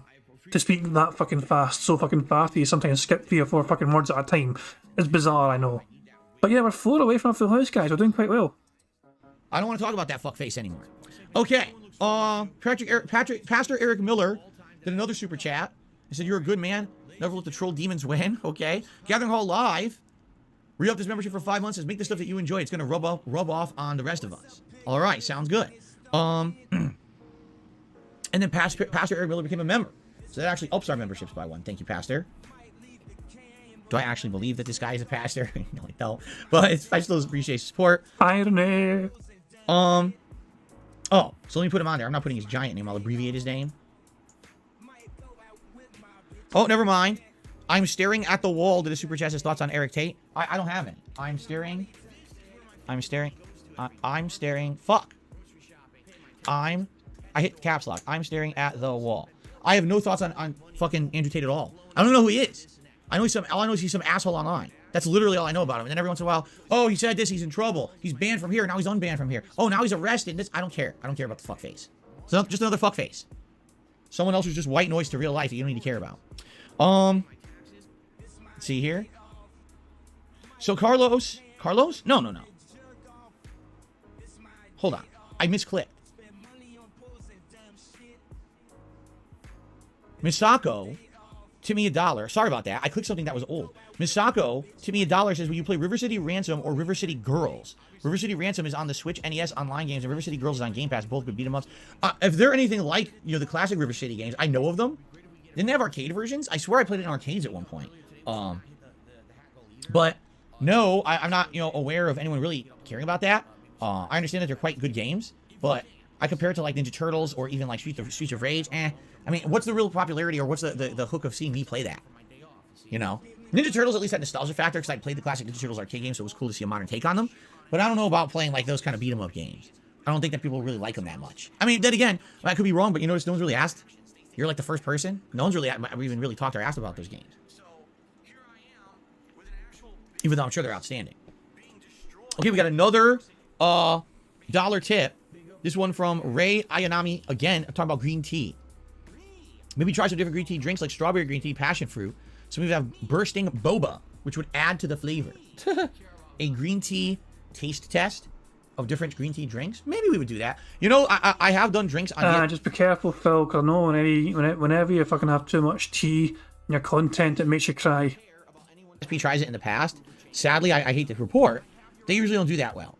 Even some of the ones that I thought would go well, people don't really seem to care that much about drink reviews. I think they care a lot more about food reviews. Maybe because with the food, you can actually see the food and see someone eating it. The drinks, it's in a can or it's in a bottle. Oh, done. There's nothing to it, right? It looks like liquid. It goes down. You tell me what it tastes like. The food, you can actually describe so many things about it. The smell, the texture, the taste. Show what it looks like before and after. You know what I mean?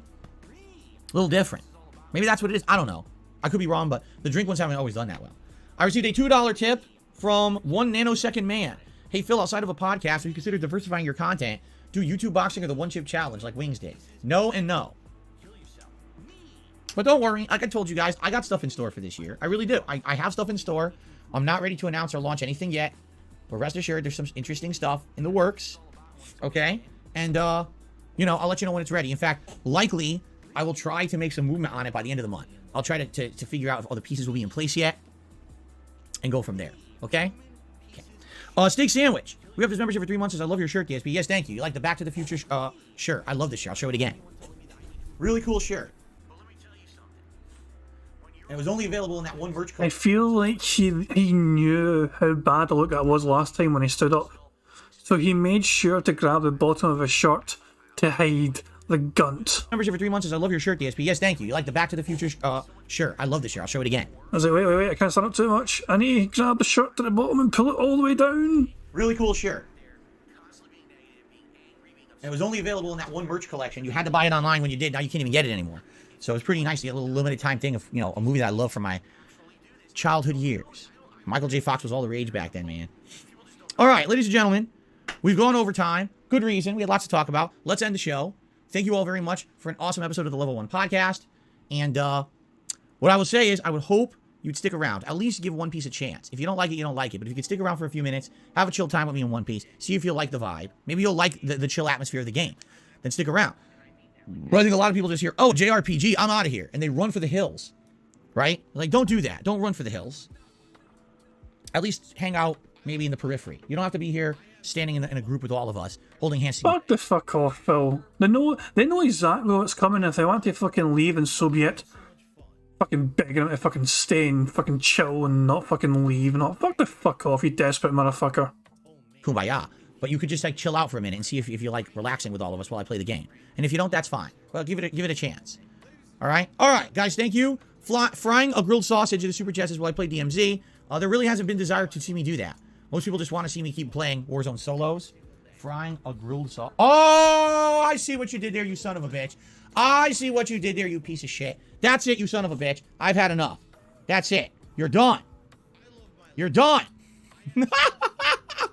That's it. Accept the ban. Accept the ban. You fucker. You fucker. You fucker. So, yeah. Been desired to see me do that. So, frying a grilled sausage is too long to include, okay, as a whole term. So Phil abbreviated it, and keep an eye on the super chat. Last super chat, I think at the bottom right, down here. So keep an eye on that. People just want to see me keep playing Warzone solos. Frying a grilled sausage. Oh! Yep. He typed in homophobic slur, and as soon as I finished typing it, Phil has homophobic slurs that he has included in his own content. Did he actually ban the guy? The guy did not force Phil to fucking abbreviate his name. That was Phil's fault. Why is it fucking the fans' fault that Phil was too lazy to put his full fucking name? Phil was the one that decided to fucking abbreviate it by himself. Oh, I see what you did there, you son of a bitch. I see what you did there, you piece of shit. That's it, you son of a bitch. I've had enough. That's it. You're done. You're done. That's it. Accept the ban. Accept the ban. You fucker. You fucker. You fuckface. Alright, anyway, at least I took care of it quickly, and he's banned now. Okay. He actually banned him. He did nothing wrong. The guy's name is Frying a Grilled Sausage. That is his name. Phil's decision to abbreviate names on his leaderboard meant that he typed a homophobic slur. And he blamed the fan and banned the fan for having a name that's too fucking long to include. Normally, Jesus Christ, man, that's not the fan's fault. So what was the last one? I'm staring at the wall, right? I'm staring at the wall. We go back to the last one. Okay. Anyway, What a piece of shit. Anyway, at least I got him. All right. We got another, $5 tip from Dutch. Thank you very much.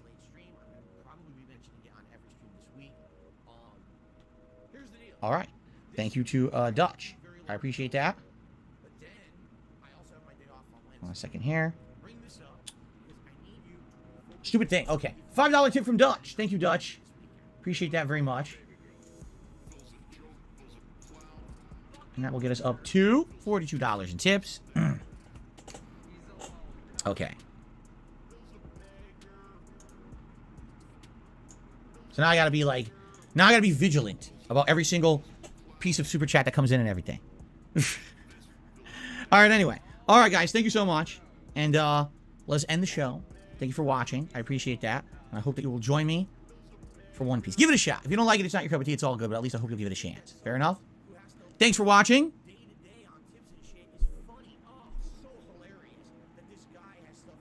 Chill out. 4, but now it's still feeling a little, Yeah, skip that little shit. stuffy in here. Likely because today's much cooler outside, but at the same time, you know, the office always warms up because of the amount of electronics that I have in here. So I need to have the window open regardless. I just have to find the right balance, okay? All right, let me open the window a little further. I'm debating turning on the fan. Maybe I should turn on the fan.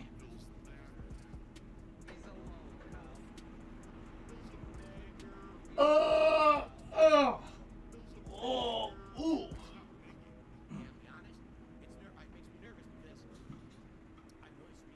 Okay.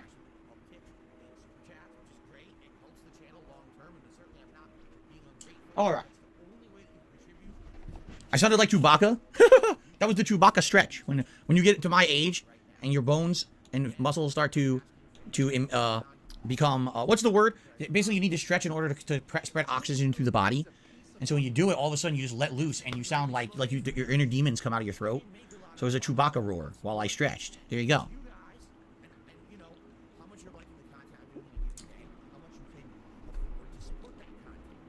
Change clothes, new next time, change clothes, old on one. Oh, Jade, what you're saying is that I should like change the clothes outfits around. You know what I wish? I actually wish that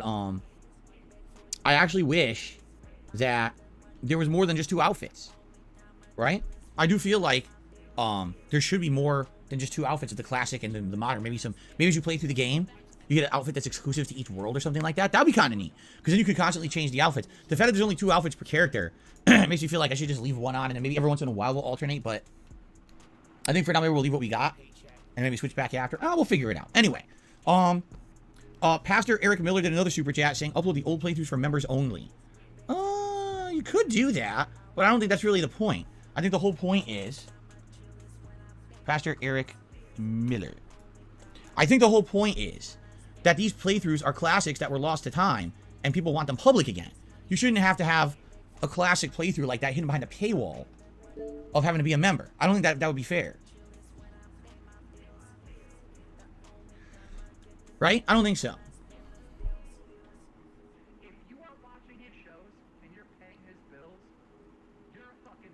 Oh, really?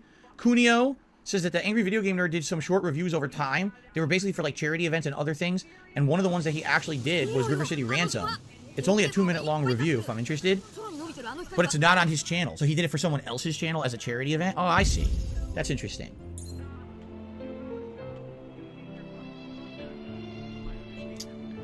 Oh, this music is so nice. I love the soundtrack of this game. So Pastor Eric Miller did another super chat. Members only for a month and make them public. Again, I'm really strongly against making it like a paywall. I don't like that idea. These are playthroughs that people saw. Excuse the fuck out of me.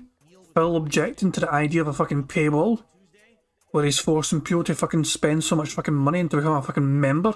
He needs fucking 97 more people to become a fucking member in his channel just to do a special event for the fucking Super Bowl. If that's not a fucking paywalled event, I don't know what the fuck is. Over a decade ago. These are playthroughs that people want to see again, and they're sad that they haven't been public. And I feel like that if I immediately release them behind a paywall for members, that people would be upset. I would be upset. Thanks for the super chat, though. Okay, shall we resume? This music is outstanding. Okay, ready? Here we go. Hello, everyone. And Phil's now recording for YouTube. Sadly, I did not have 100 likes as well at the time of the fucking recording are starting. So yeah, he's actually just over.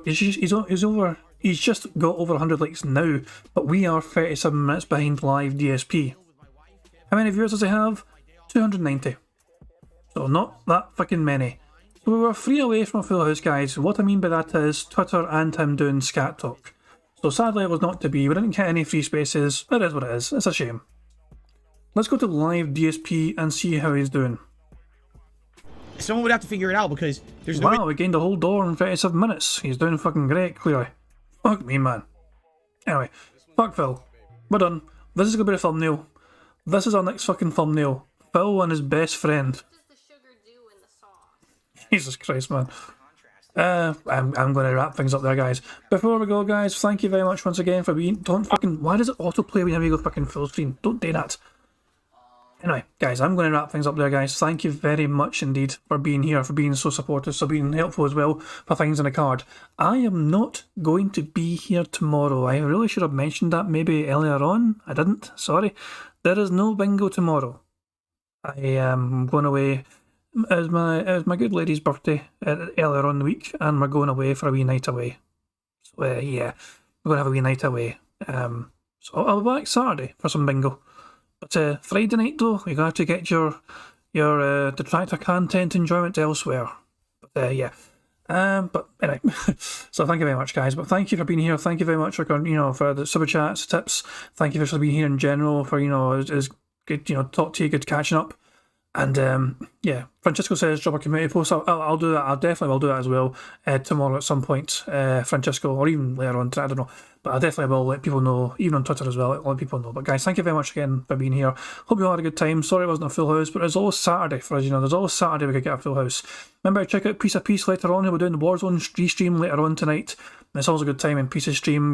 Fucking making sure that trying to get Begcon 0, get that nuke launched, and everyone get to the bunker in time. So. Yeah, guys, thank you very much once again. And Jesus Christ, D-Dog. Money, money, yeah, yeah. Money, money. Oh, money, money, yeah, yeah. Money, money. D-Dog, that's incredibly generous to you, pal. I really appreciate it. So D-Dog just subjugated $100 Australian, which works out to like £56.90 yesterday. I kind of filtered it down at the bottom there, but that's still incredibly generous, D-Dog. I appreciate it. And it says you and the missus, so that's extremely kind of you, pal. I really appreciate it. Thank you very much. And yeah, I'll that money will go to good use for sure. I'll get her some cider or something. She loves a cider. She's a cider fan, so might get her some ciders from that. And it's Pixar Animations as well. And speaking of Pixar Animations, it is Pixar Animations video that we are enjoying to see out the end of this show. But the Notorious PIG contribution, one of my favourite all-time videos ever. So yeah, guys, thank you once again.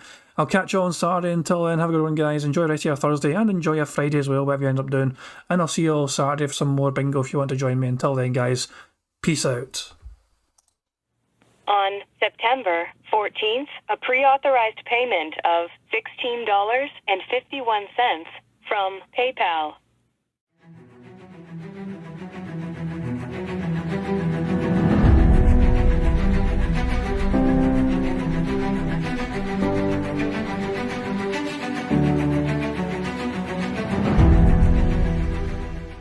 All right, Luna Mills has tipped me $1.30. It says, "I'm back. What's your favorite type of shower?" When you're showered in money. When you go outside and all of a sudden greenbacks start falling from the sky and you raise your face up, you're like, oh, you start dancing, you go, oh, money, money, yeah, yeah. All right, I don't know what the hell you're talking about, but thank you for the first tip of the day.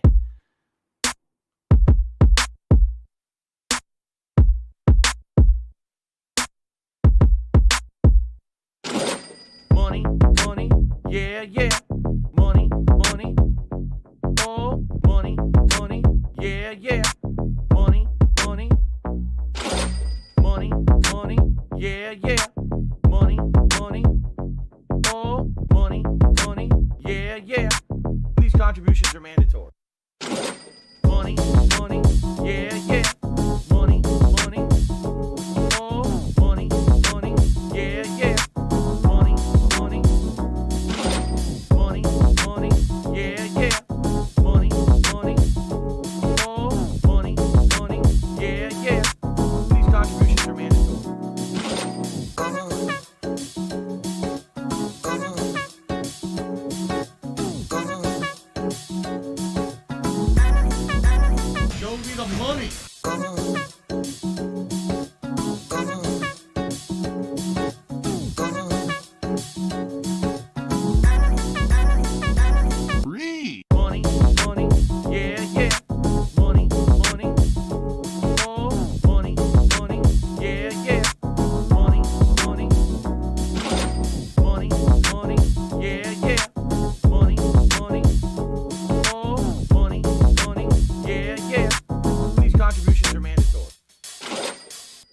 gone, just gone like that in an instant, fucking gone.